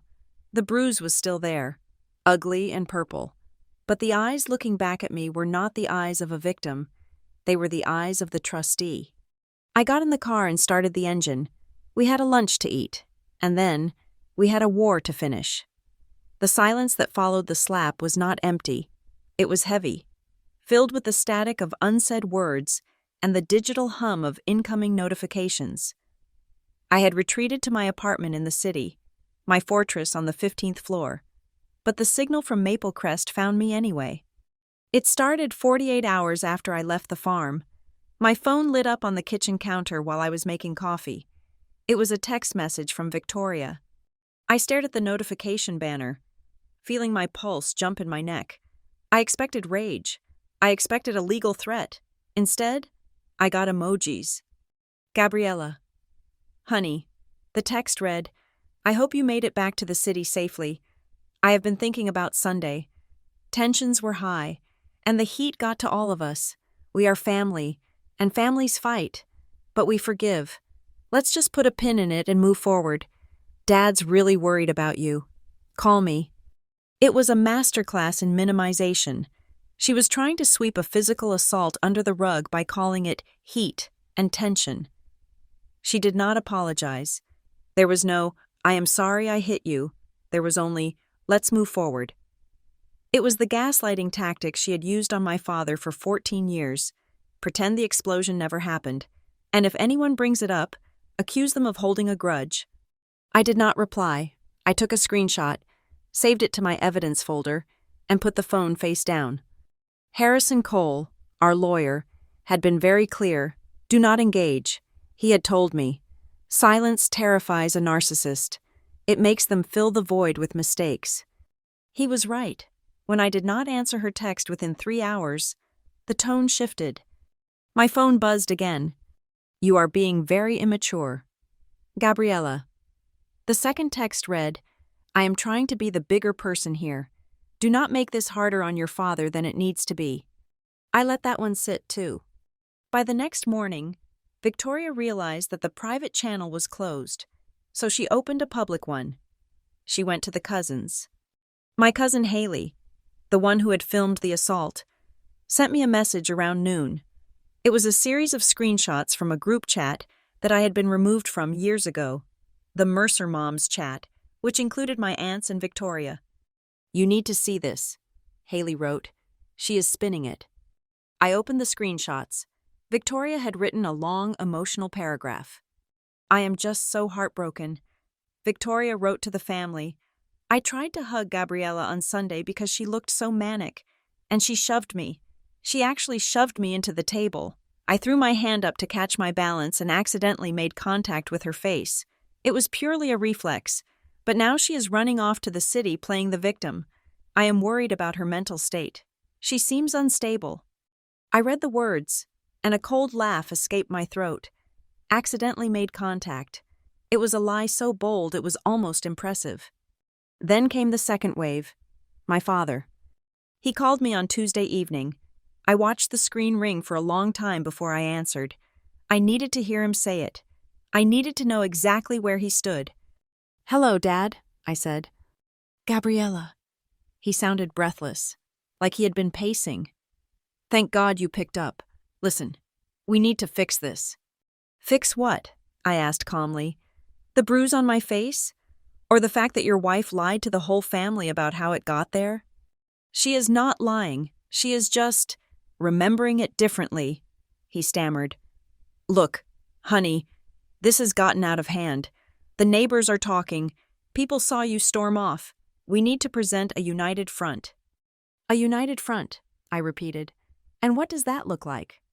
"I have a document here," he said, his voice dropping. "It is just a standard thing. Victoria's friend drafted it. It just says that the incident on Sunday was a misunderstanding, a mutual disagreement that got physical on both sides, and that neither party holds the other liable. Just a release form. If you sign it, Victoria is willing to drop the issue about you trespassing on her privacy." "Trespassing?" I asked. I was an invited guest at a family reunion. "Gabriella, please," he begged, his voice cracked, revealing the pathetic desperation underneath. "I cannot handle the stress.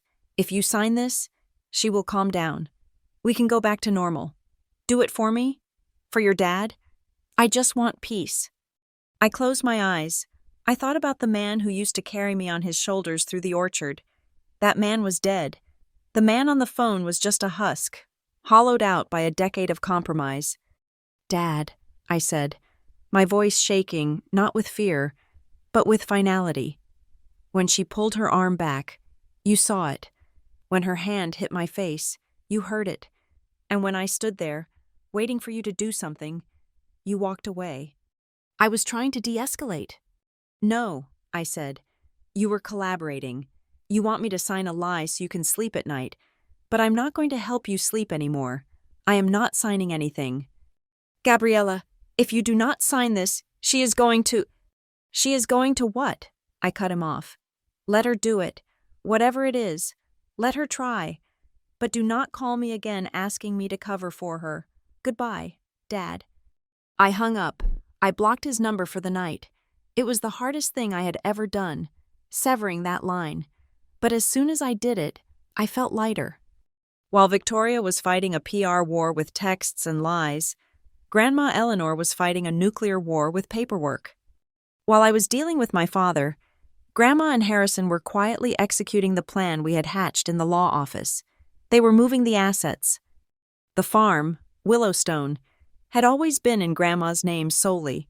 Victoria assumed that because she was married to Daniel, and Daniel was the heir, the land was effectively hers.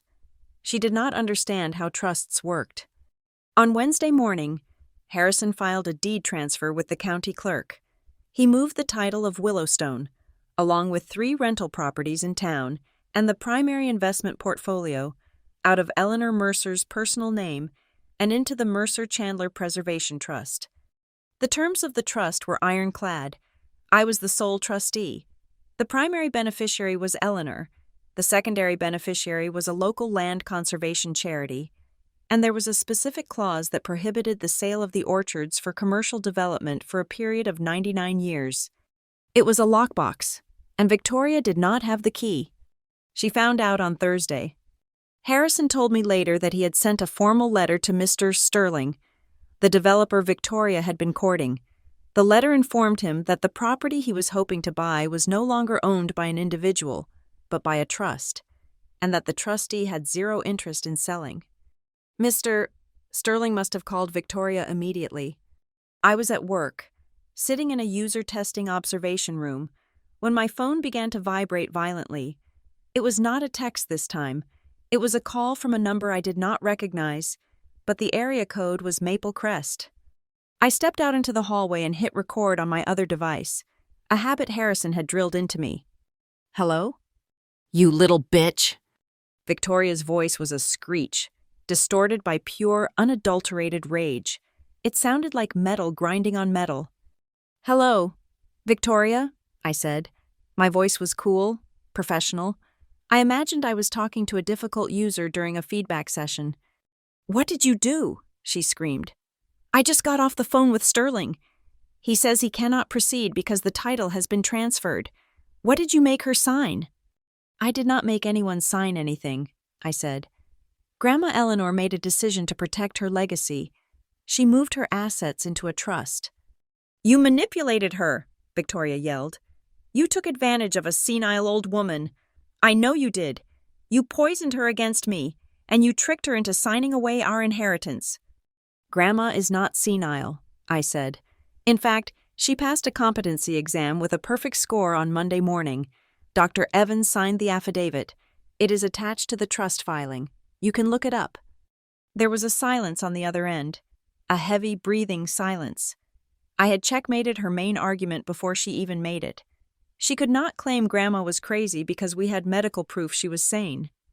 You think you are so smart, Victoria said. Her voice dropped. It lost the hysterical edge and became something much darker. It sounded like a snake sliding over dry leaves. You think a piece of paper is going to stop me? This is my house. I have scrubbed the floors. I have painted the walls. I have taken care of that old bat for 10 years while you were playing city girl. You were paid to take care of her, I corrected. Dad pays all the bills. You have never worked a day since you married him. Listen to me, she hissed.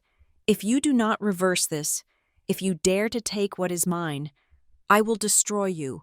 I will make sure every person in this town knows exactly what kind of monster you are. I will dig up every mistake you ever made. I will ruin your career.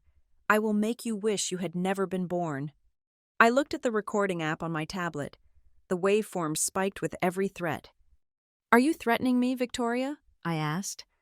I am promising you, she said. I am going to burn your life to the ground. Okay, I said. Thank you for telling me. I hung up. I stood in the hallway for a moment, my hands trembling slightly, not from fear, but from the adrenaline of the catch. She had said it. She had threatened me explicitly. I forwarded the recording to Harrison immediately.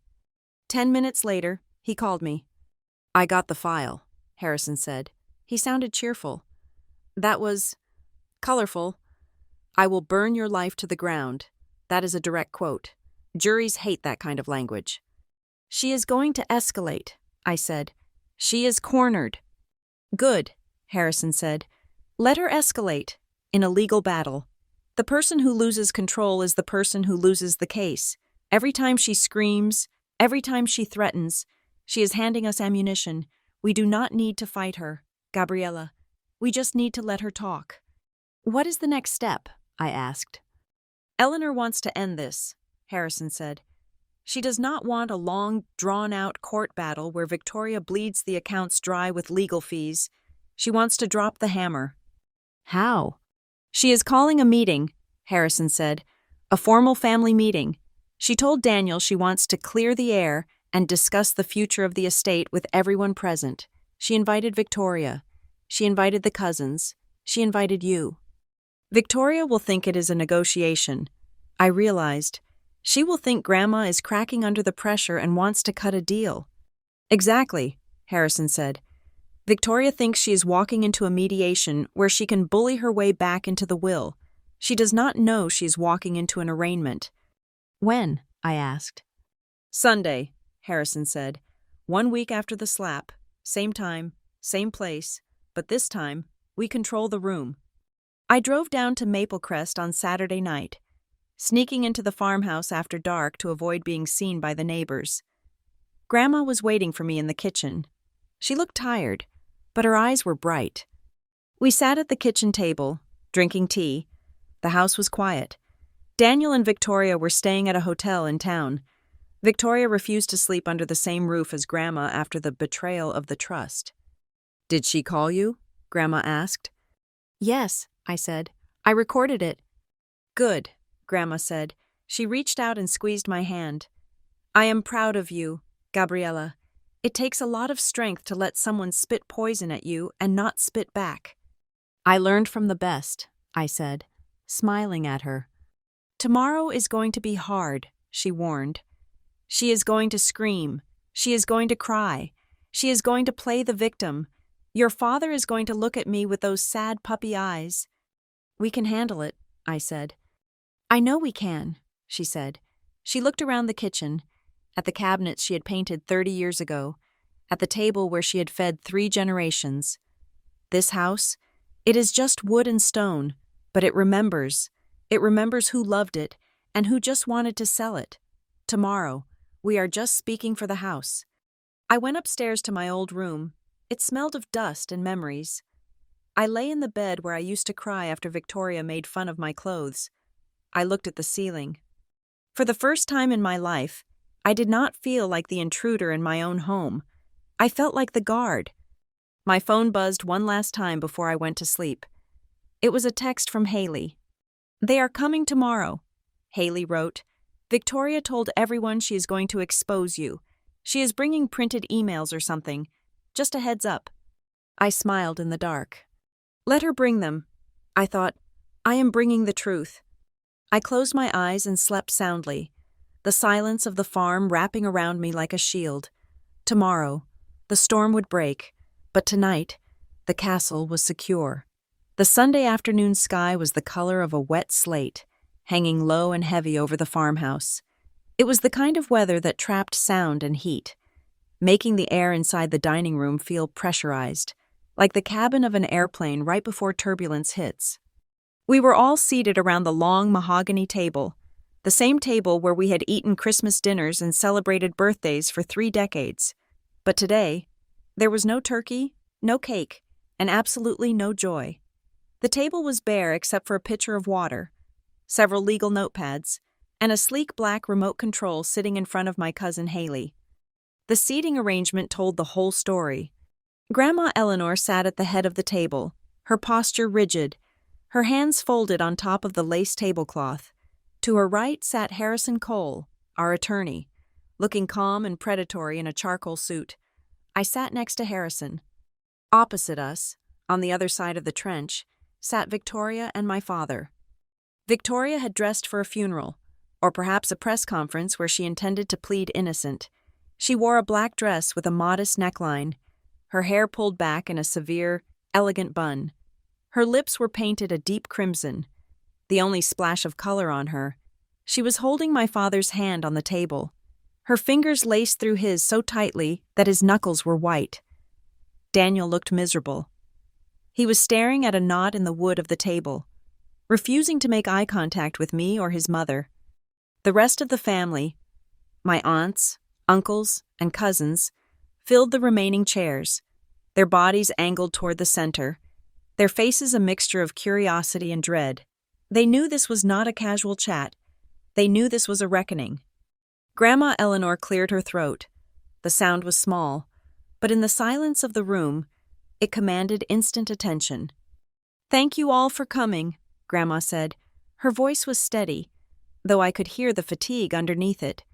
"I know we usually gather for happier reasons, but there have been developments regarding the estate and the family dynamic that need to be addressed in the open. No more whispers in the hallway." Victoria did not wait for Grandma to finish. She leaned forward, her crimson lips curving into a smile that did not reach her eyes. "Eleanor," Victoria said, her voice trembling with a performance of deep concern, "we are all here because we love you. We are worried. We know you have been under a lot of stress lately. And we feel that perhaps you are being influenced by people who do not have your best interests at heart." Her eyes flicked briefly to me, then back to Grandma. It was a direct hit. She was setting the stage, painting herself as the protector and me as the manipulator. "I am so glad we are all here," Victoria continued, squeezing my father's hand, "because it is time we put a stop to this divisiveness. Daniel and I have been working ourselves to the bone to maintain this property, to secure the legacy for everyone at this table, and it hurts. It physically hurts to see that work threatened by sudden, irrational changes to the legal structure of the estate." She paused for effect, looking around the table at my aunts and uncles, trying to rally a jury. "I think we can all agree," Victoria said, "that Eleanor should not be making complex financial decisions in isolation, especially when she is being whispered to by someone who has been absent from this family for years." I felt Harrison shift in his seat beside me. He was about to speak, to shut her down with a legal objection, but I placed a hand on his arm. No, I needed to do this. I looked across the table. I looked at the woman who had made my teenage years a misery. I looked at the woman who had turned my father into a ghost. I am not whispering. Victoria, I said. My voice was calm. It was the voice I used in boardrooms when a client was shouting. I am speaking very clearly, and I am not influencing Grandma. I am executing her wishes. Victoria laughed. It was a sharp, dismissive bark. Her wishes? Or your greed? You come back here after 4 years, and suddenly the will is changed? Suddenly the land is locked up in a trust? You think we are stupid. Gabriella, we know what you are doing. You are trying to cut us out. I am trying to stop you from selling the orchards, I said. That is a lie, she shouted, dropping the sweet act instantly. We were managing assets. But you are the one poisoning this well. You have been hostile since the moment you arrived. You were hostile last week at the barbecue. Hostile? I repeated. You hit me. The room went dead silent. Victoria's eyes widened. She had not expected me to say it. She had expected me to argue about the money, about the trust, about the lawyers. She did not think I would bring the violence into the light. Excuse me? She said, her voice dropping to a dangerous whisper. You hit me, I said again, louder this time. I pointed to my left cheek, where the makeup I had applied could not fully hide the yellowing bruise. Last Sunday, in the backyard, you grabbed my arm, you spun me around, and you slapped me across the face in front of 20 witnesses. Victoria scoffed. She shook her head, looking at the cousins, looking at my aunts. Oh, please, this is exactly what I mean. She is hysterical. She is inventing things. I am not inventing a bruise, I said. It was a chaotic moment, Victoria argued, her voice rising in pitch. You were screaming at me. You shoved me. I threw my hands up to protect myself. If I made contact, it was an accident, a reflex. But of course, you would twist it into some dramatic assault story to try and discredit me. She looked at my father. Daniel, tell them what happened. My father flinched. He looked up, his eyes watery and weak. He looked at me, begging me silently to stop. Then he looked at his wife. It was heated, Daniel mumbled. Everyone was upset. It happened very fast. See, Victoria said triumphantly, even your father says it was a blur. Who is going to believe your twisted version of events? Gabriella, it is your word against ours. Actually, a voice said from the end of the table. It was Haley. Haley was the quiet cousin. She was 24, a graphic designer who mostly communicated in memes and sarcasm. She had never stood up to Victoria in her life. But today, Haley was holding the remote control.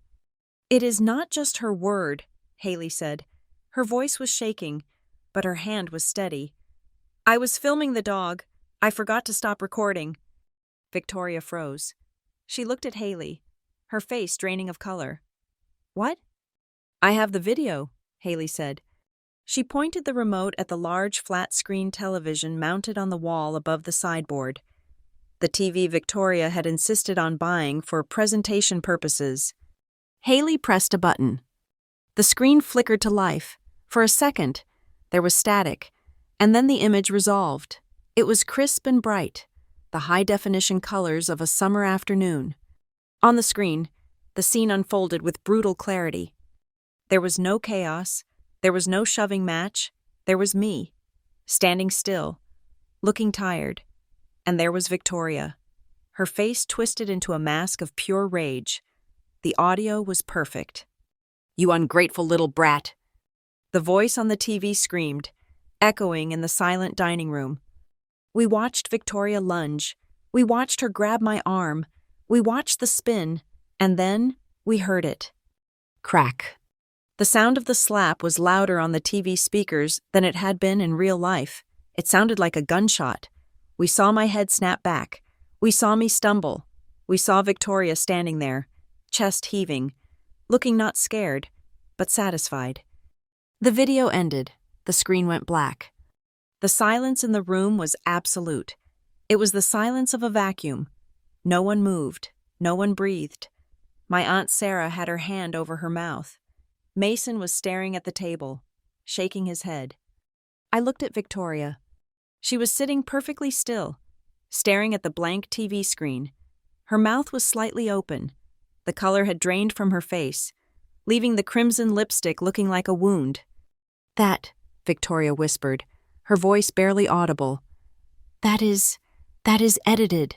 That is a deep fake. It was such a desperate, stupid lie that it almost made me laugh.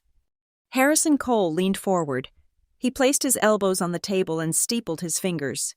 He looked at Victoria with the expression of a biologist examining a particularly interesting bug. "Mrs. Mercer," Harrison said. His voice was smooth, deep, and terrifyingly calm. "I want you to think very carefully before you speak again. Are you going on the record, in front of legal counsel, stating that the video we just watched is a fabrication?" Victoria swallowed. She looked at Daniel. She looked at the cousins. She saw no allies. She saw only witnesses. I am saying it does not show the context," she stammered.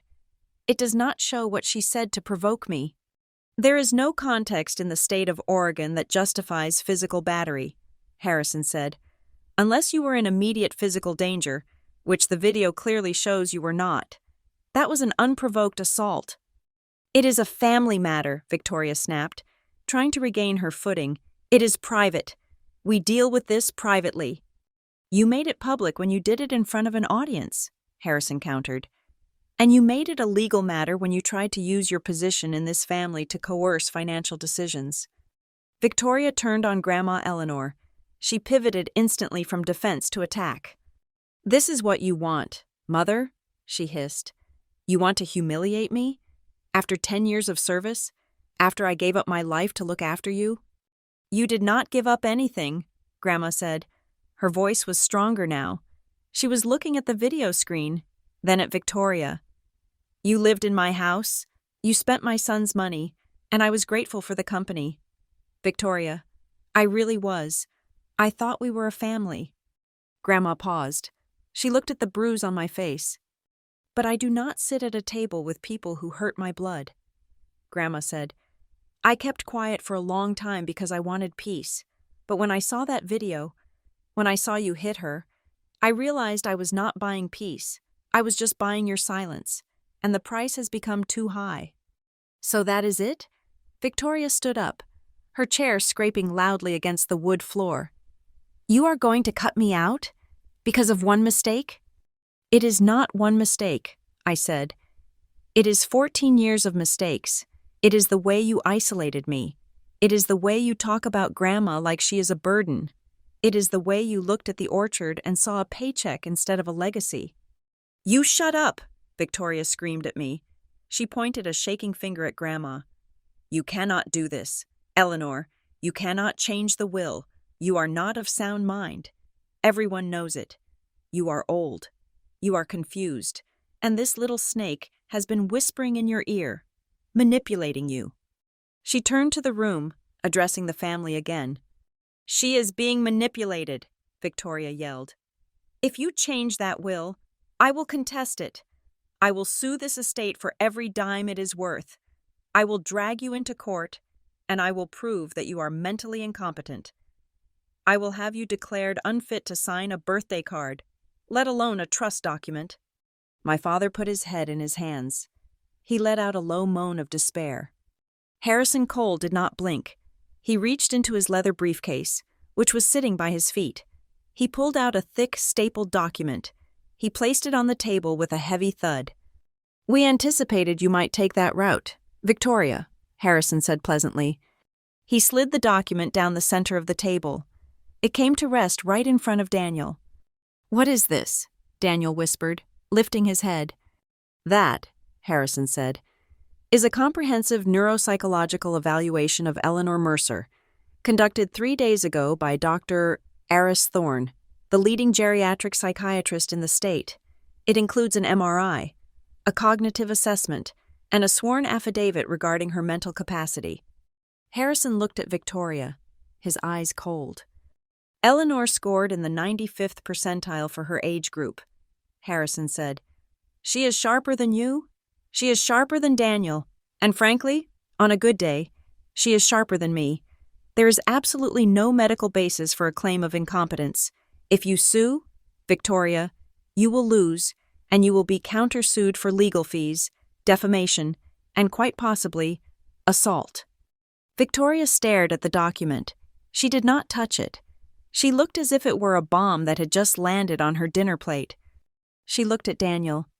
"Daniel, say something. They are trapping us." My father looked at the document. He opened it slowly. He read the summary on the first page. "She is fine," Daniel whispered. "Mom is fine." "Of course she is fine," Victoria shrieked. "But they are using it to steal our inheritance."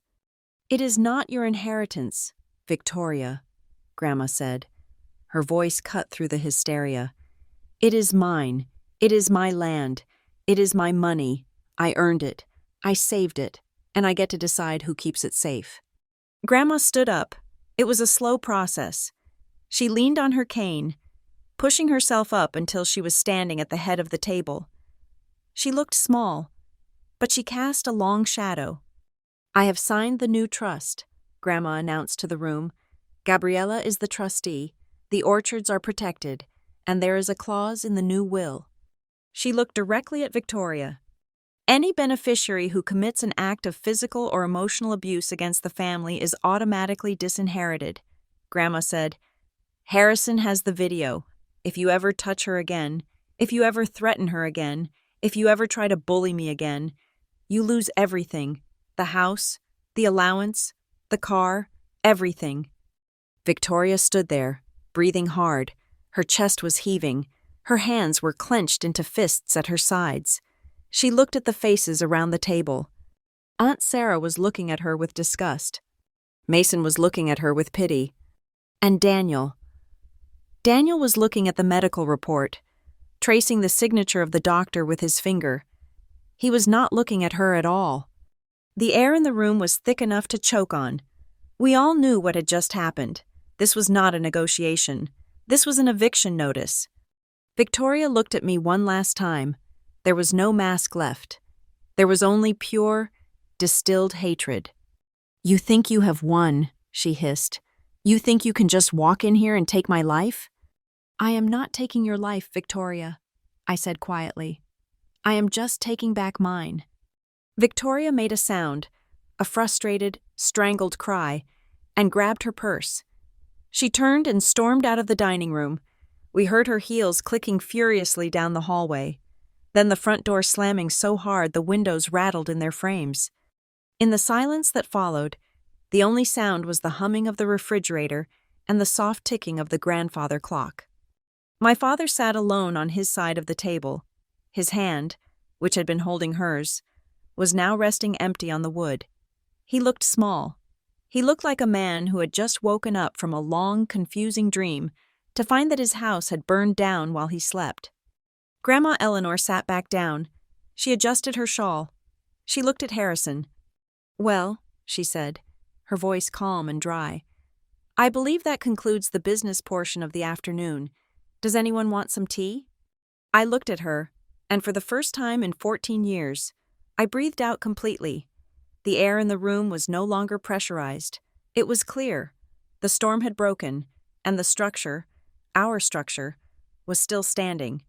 The echo of the front door slamming was still vibrating in the air when Harrison Cole cleared his throat. He looked at his watch, then at my father, Daniel, who was sitting alone at the table looking like a man who had just watched a car crash in slow motion. "Daniel," Harrison said, his voice devoid of sympathy, "I strongly suggest you go and retrieve your wife. What happens next concerns the disposition of every single asset in this family. If she is not in this room to hear it, she loses the opportunity to understand the consequences of her future actions, and I will note her absence as a refusal to cooperate." My father looked up. He looked at Grandma Eleanor, waiting for her to contradict the lawyer, waiting for her to offer a softer landing. Grandma did not blink. Go get her. Daniel, tell her if she wants the house. She had better come back and hear who owns it. Daniel stood up slowly, scraping his chair against the floor. He walked out of the dining room with the heavy, trudging steps of a prisoner walking to the gallows. We waited in silence. My cousin Haley put the remote control down, her hands trembling slightly now that the adrenaline of playing the video was fading. 5 minutes later, they returned. Victoria walked in first. She had reapplied her lipstick, though her eyes were still red-rimmed and furious. She did not look at me. She walked straight to her chair, sat down, and crossed her arms over her chest, radiating a hostility that felt radioactive. Daniel sat beside her, keeping his head down.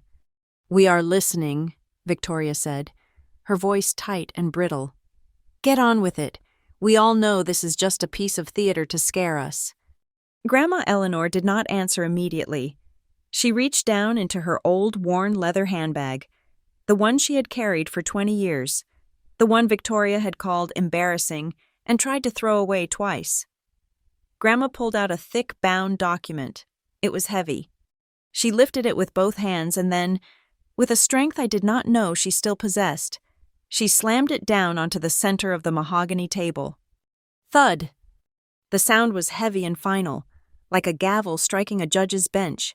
It made the water in the pitcher ripple. It made Victoria flinch.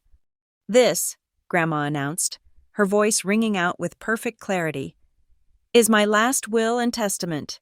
It was drafted 3 days ago. It was witnessed by my attorney, my physician, and a notary public. I am placing it here, in front of God and everyone, so that no one can say behind my back that they did not know what I intended." She looked at Harrison. "Read it." Harrison opened his own copy of the document. He put on his reading glasses. The room was so quiet you could hear the wind brushing against the window panes outside. "The primary asset," Harrison began, "known as the Willowstone Farm, comprising the main house, the outbuildings, and 120 acres of agricultural land, is hereby transferred immediately into the Mercer Chandler Preservation Trust." Victoria's eyes narrowed. She opened her mouth to speak, but Harrison held up a hand. "I am not finished," he said sharply. "The trust also holds the title to the 3 rental properties in downtown Maple Crest and the entirety of the investment portfolio previously held in the name of Eleanor Mercer." "We know about the trust," Victoria snapped. "Gabriella already bragged about it. You tricked Eleanor into locking up the assets so you could control them." "The terms of the trust are as follows," Harrison continued, ignoring her. "The sole trustee is Gabriella Chandler. The primary beneficiary during her lifetime is Eleanor Mercer. Upon the death of Eleanor Mercer, the assets do not transfer to her son, Daniel Mercer." Daniel's head snapped up. "Mom?" "Listen," Grandma said. "Upon the death of Eleanor Mercer," Harrison read, "50% of the liquid assets will be donated to the Oregon Agricultural Scholarship Fund. The remaining 50%, along with the title to the land, will remain in the trust for the benefit of the lineal descendants of Eleanor Mercer, subject to the discretion of the trustee." "You cut us out," Victoria whispered. Her face went pale. "You gave half the money to a charity, and the rest to her?" She pointed a shaking finger at me. "There is no provision in this will for Victoria Mercer," Harrison said, looking over the top of his glasses. "Your name does not appear in the document. Mrs. Mercer, not as a beneficiary, not as an executor, not even as a residual inheritor." "I have lived here for 14 years, Victoria shouted. She slammed her hands onto the table, the noise echoing through the room. "I have cooked. I have cleaned.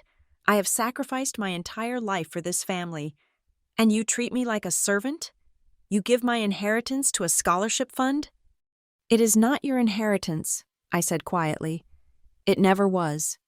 "You shut up!" Victoria screamed at me. She stood up, knocking her chair back. "This is illegal. This is undue influence. You cannot just bypass your own son. Daniel, do something. She is stealing your birthright." "Sit down." "Victoria," Harrison said. His voice was cold steel. "I have not read the conduct clause yet. I do not care about your clauses, she yelled. I am going to contest this. I am going to sue you until there is nothing left but ash. Article 7, Harrison read, raising his voice to cut through her shouting. The forfeiture clause regarding abuse and misconduct. Victoria froze. The word abuse hung in the air. Harrison continued, reading slowly and deliberately.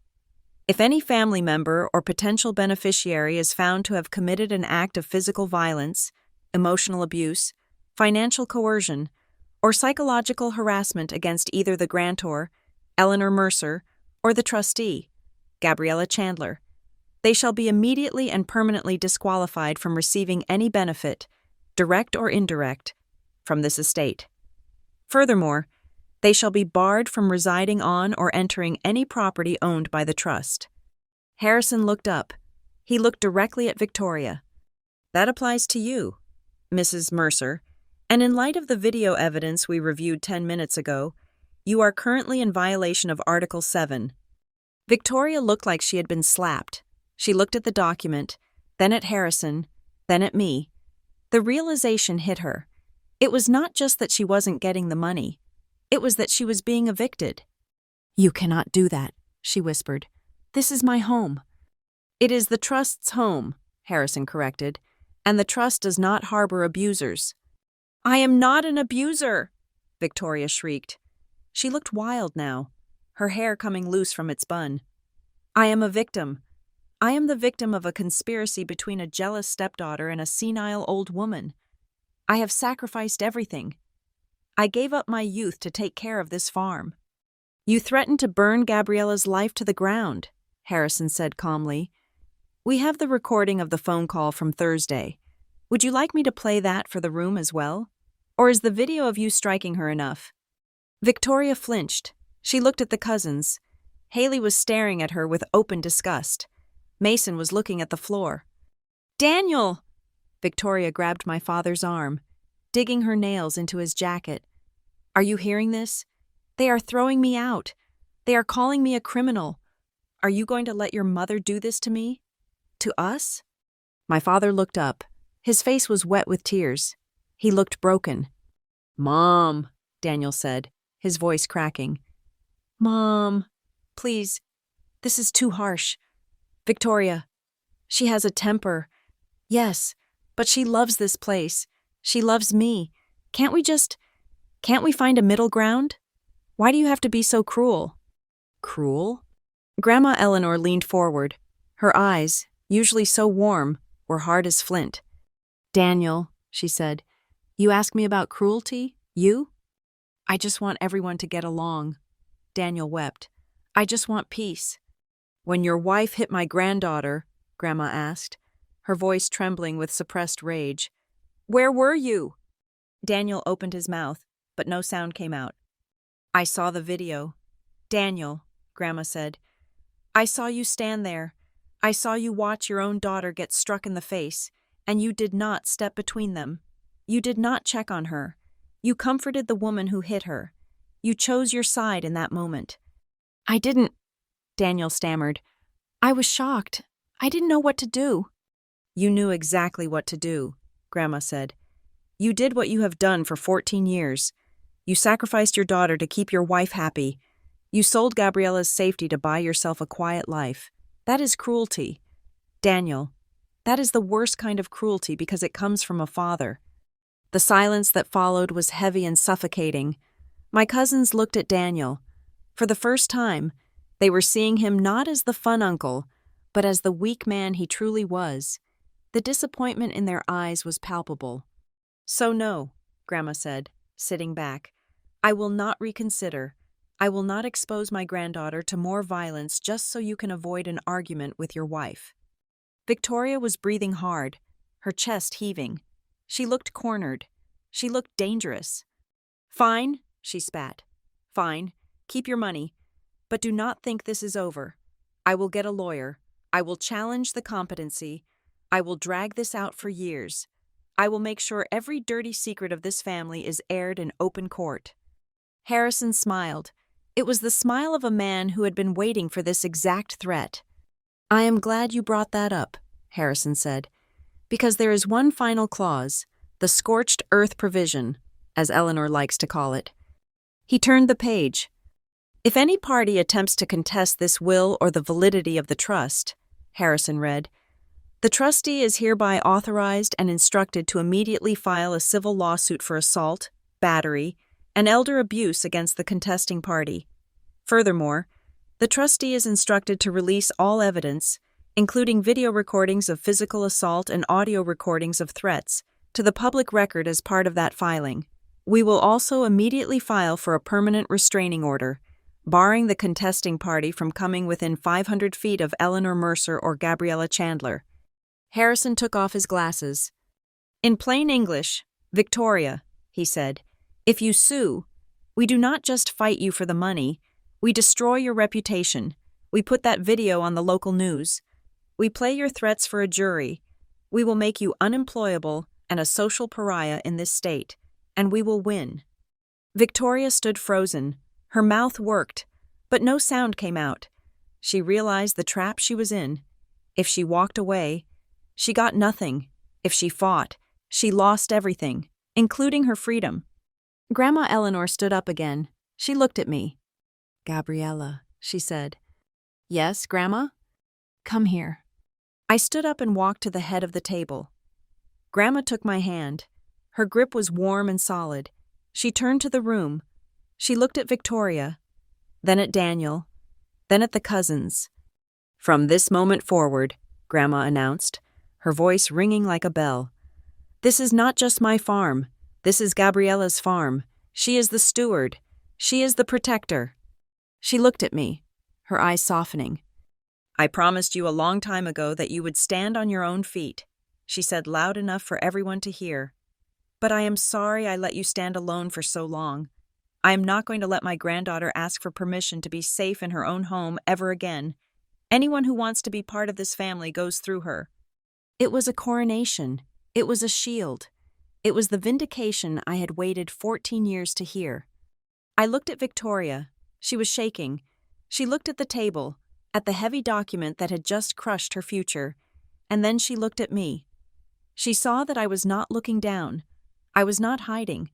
I was standing at the head of the table, holding the hand of the woman who owned the land she stood on.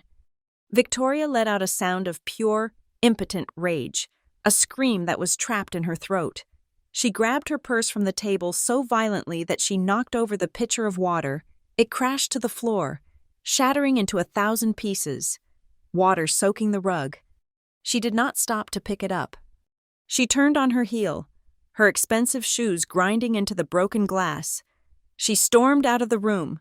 We heard her footsteps hammering down the hallway, faster this time, desperate to escape the suffocation of her own defeat.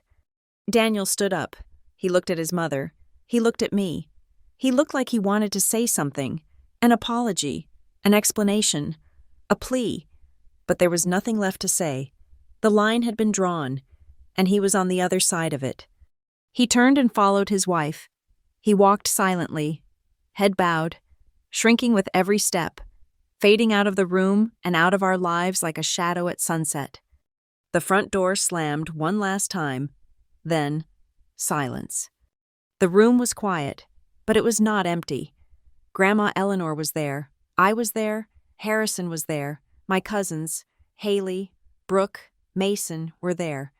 I looked down at the table, at the will that had just been slammed down like a weapon of war. The glass on the floor glittered in the afternoon light. Well, Grandma said, sitting back down and smoothing her skirt. That went better than I expected. Haley let out a nervous laugh, and suddenly the tension broke. Better? Mason asked, eyes wide. Grandma, you just nuked them from orbit. Sometimes, Grandma said, picking up her teacup with a steady hand, you have to burn the weeds to save the garden. She looked at me and smiled. It was a conspiratorial, victorious smile. The battlefield had been cleared, the enemy had retreated, and for the first time in my life, the castle was truly ours. The silence that settled over the dining room after Victoria and my father left was not the silence of emptiness. It was the silence of a fever breaking. It was the cool, clean air that rushes in after a violent storm has finally blown itself out. Harrison Cole was the first to move. He did not celebrate. He did not smile. He simply clicked his pen shut, a small, precise sound that felt incredibly grounding. He reached into his briefcase and pulled out a thick manila envelope, sliding it across the polished wood table toward me. "Here are the copies of the executed trust documents," Harrison said, his voice returning to its professional, dry baritone. "You will find the deed transfers, the medical affidavits, and the signed will. I recommend you keep these in a fireproof safe, not at the farm, at your apartment in the city." I took the envelope. It felt heavy in my hands, heavier than paper should feel. It felt like armor. "And Gabriella," Harrison added, looking me right in the eye, "I have the restraining order application drafted. It is sitting on my desk. I am not going to file it today, because I want to give them 24 hours to vacate the premises if they choose to move out, which I suspect they will once the reality of the disinheritance sets in. But I want you to understand something." He leaned forward. "It is not a matter of if she threatens you again. It is a matter of when. A personality like Victoria's does not accept defeat. She rewrites the narrative to make herself the victim, and then she seeks retribution. When she sends that next text, or makes that next call, or shows up at your lobby, do not engage. Call me. We file immediately." I nodded. Understood. Harrison stood up, shook Grandma Eleanor's hand, gave a curt nod to my cousins, and let himself out. Once he was gone, the energy in the room shifted. My cousin Haley, who was still clutching the remote control like a lifeline, finally set it down. She looked at the shattered water pitcher on the floor, the shards of glass glittering in the puddle of water that was soaking into the rug. Without saying a word, Haley stood up and walked to the kitchen. She came back a moment later with a broom, a dustpan, and a roll of paper towels. Brooke and Mason stood up too. They moved silently. Mason grabbed the trash can. Brooke knelt down to blot the water. For years, my cousins had looked at me with a mixture of pity and annoyance. To them, I was the drama. I was the cousin who made Thanksgiving awkward, the one who couldn't just get along with the stepmother. I was the difficult one. But as Haley swept the glass into the pan, she looked up at me. Her eyes were different. There was no pity there anymore. There was respect. It was the look you give to someone who walked into a burning building and came out carrying the family photo album. "I am sorry we did not say anything sooner," Haley said quietly, her eyes on the broken glass. "We knew she was mean. We just did not know she was that." "You did something today," I said, my voice thick with emotion. "You filmed it. You saved us." Mason tied up the trash bag. He looked at the empty chairs where Victoria and Daniel had sat. "Uncle Daniel just sat there," Mason murmured, shaking his head. "I really thought he was going to stand up. I kept waiting for him to stand up." "He made his choice," I said, "and now we have made ours." We cleaned the room in silence. It was a ritual. We were scrubbing away the toxicity, wiping up the mess Victoria had left behind, reclaiming the space for ourselves. When the floor was dry and the table was cleared, the room felt different. It felt like ours again. Grandma Eleanor was sitting at the head of the table, watching us. She looked exhausted, her skin papery and pale, but her shoulders were unburdened. "Gabriella," she said softly, "help me up. I need some air." I walked over and offered her my arm. She leaned on me heavily, abandoning her cane for the support of my body. We walked slowly through the kitchen, out the back door, and onto the porch. The late afternoon sun was dipping low, casting long, golden shadows across the fields. The heat of the day was breaking, replaced by a gentle breeze that smelled of hay and drying earth. We walked down the steps and onto the grass, moving at a snail's pace toward the edge of the orchard. We walked in silence for a long time, just listening to the wind in the apple trees, the same trees I had fought to save, the same trees Victoria had tried to sell for quick cash. Grandma stopped near the fence line. She leaned against a wooden post and looked out at the rows of gnarled trunks. I cannot protect you from everything. Gabriella, she said, her voice raspy. I am an old woman. I cannot stop every slap. I cannot stop every cruel word. The world is full of people like Victoria. People who take and then hit you when you stop giving. She turned to look at me, her blue eyes fierce and watery. But I can promise you this, she continued. I can ensure that the person who strikes you will never use my money to buy the hand cream to soothe their own palm. I can ensure that the roof over their head is not paid for by the labor of the people they hurt. That is the only power I have left, and I gave it to you today. You gave me more than that. Grandma, I said, you gave me the truth. You acknowledged it. That is the least I could do, she said. She reached up and touched my cheek.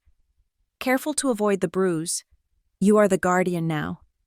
Gabriella, do not let them back in. Not even your father. Not until he learns how to knock on the door with respect. We stood there for a while longer, 2 generations of Mercer women standing guard over the land. As we walked back toward the house, I saw a figure standing near the driveway, near where my father's car had been parked earlier. It was Daniel. He must have come back, or perhaps he had never fully left. He was standing by the gate, looking at the house.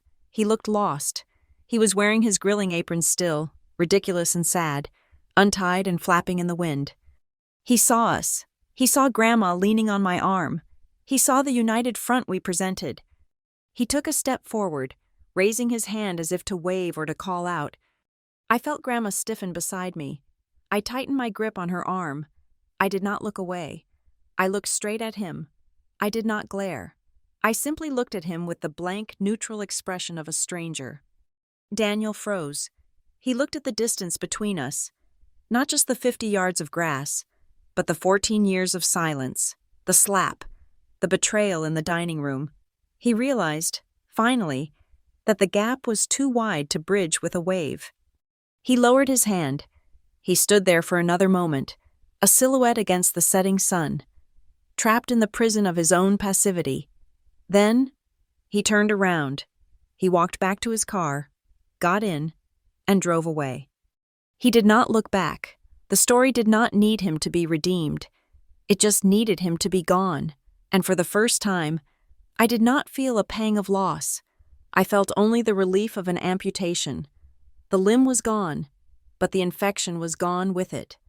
That night, I stayed at Willowstone. For the last 10 years, whenever I visited, I slept on the couch or in the guest room, always with one bag packed, ready to flee if Victoria started a fight. But tonight, I went upstairs to my old bedroom. Victoria had turned it into a storage room years ago, piling it high with boxes of her seasonal decorations, but the cousins had cleared it out while Grandma and I were walking. They had moved the boxes to the garage.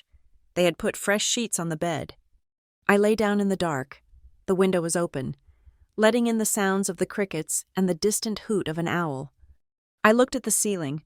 I traced the familiar cracks in the plaster with my eyes. This was not a guest room anymore. This was not a battlefield. This was my room, in my house, on my land. I picked up my phone. I had 12 unread messages from Victoria. I could see the previews. They ranged from begging, "Please, Gabriella, be reasonable," to threatening, "You will regret this, you thief." I did not open them. I did not reply. I opened my file manager app. I created a new folder. I named it Evidence. I selected all the messages, all the voicemails, and moved them into the folder. Then I muted her number. From now on, she was not a stepmother. She was a defendant. And every word she typed was just another exhibit for Harrison Cole. I put the phone down and closed my eyes. For the first time in years, I fell asleep without clenching my jaw. The next morning, the sun rose bright and clean. I walked into the kitchen to find Grandma Eleanor already at the table. She was drinking coffee and looking at a set of blueprints I had sketched out on a napkin the night before. "Morning, trustee," she said, smiling over her mug. "Morning, beneficiary," I replied, pouring myself a cup. I sat down opposite her. We looked at the sketch. It was rough, but the vision was clear. "We are not selling the land," I said. tapping the paper. But we cannot just let it sit here, draining money for taxes. We need to make it work. I was thinking. Grandma said, the old barn. The structure is sound. It would make an incredible event space, I said, but not for weddings. I do not want bridezillas here. No, Grandma agreed. Something useful. We spent the next 2 hours brainstorming. We talked about converting the outbuildings into cabins. We talked about partnering with the local university to host weekend workshops for young women, leadership camps, coding retreats, financial literacy seminars. We talked about turning Willowstone into a place where people came to learn how to build their own armor, just like I had.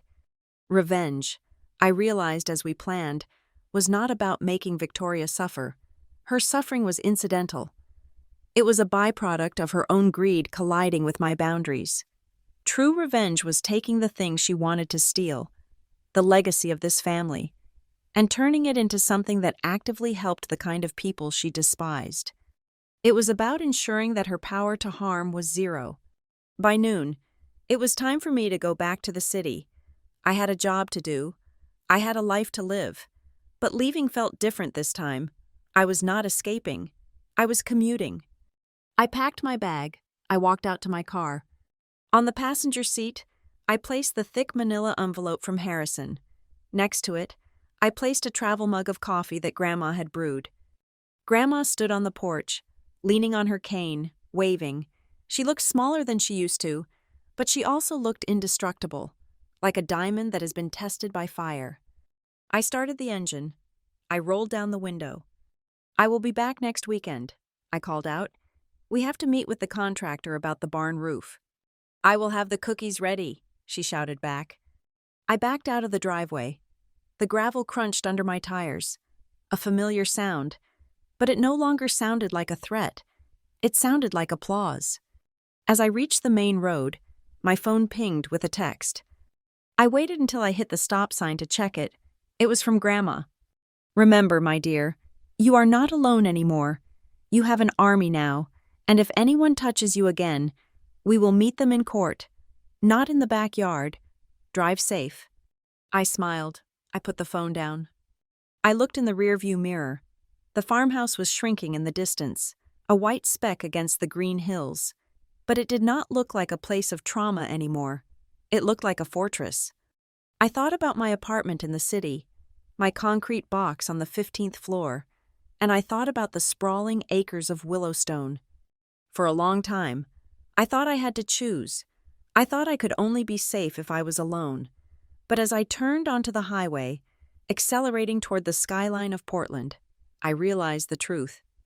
I had 2 castles now, and for the first time in my life, I believed that both of them actually belonged to me. Thank you so much for listening to my story. If you enjoyed seeing justice served, please let me know in the comments where you are tuning in from. I would love to hear your thoughts on how we handled Victoria. Don't forget to subscribe to the Lila Revenge Stories channel, like this video, and hit that like button so this story can reach more people who need to know that they are strong enough to fight back. Stay safe, and see you in the next story.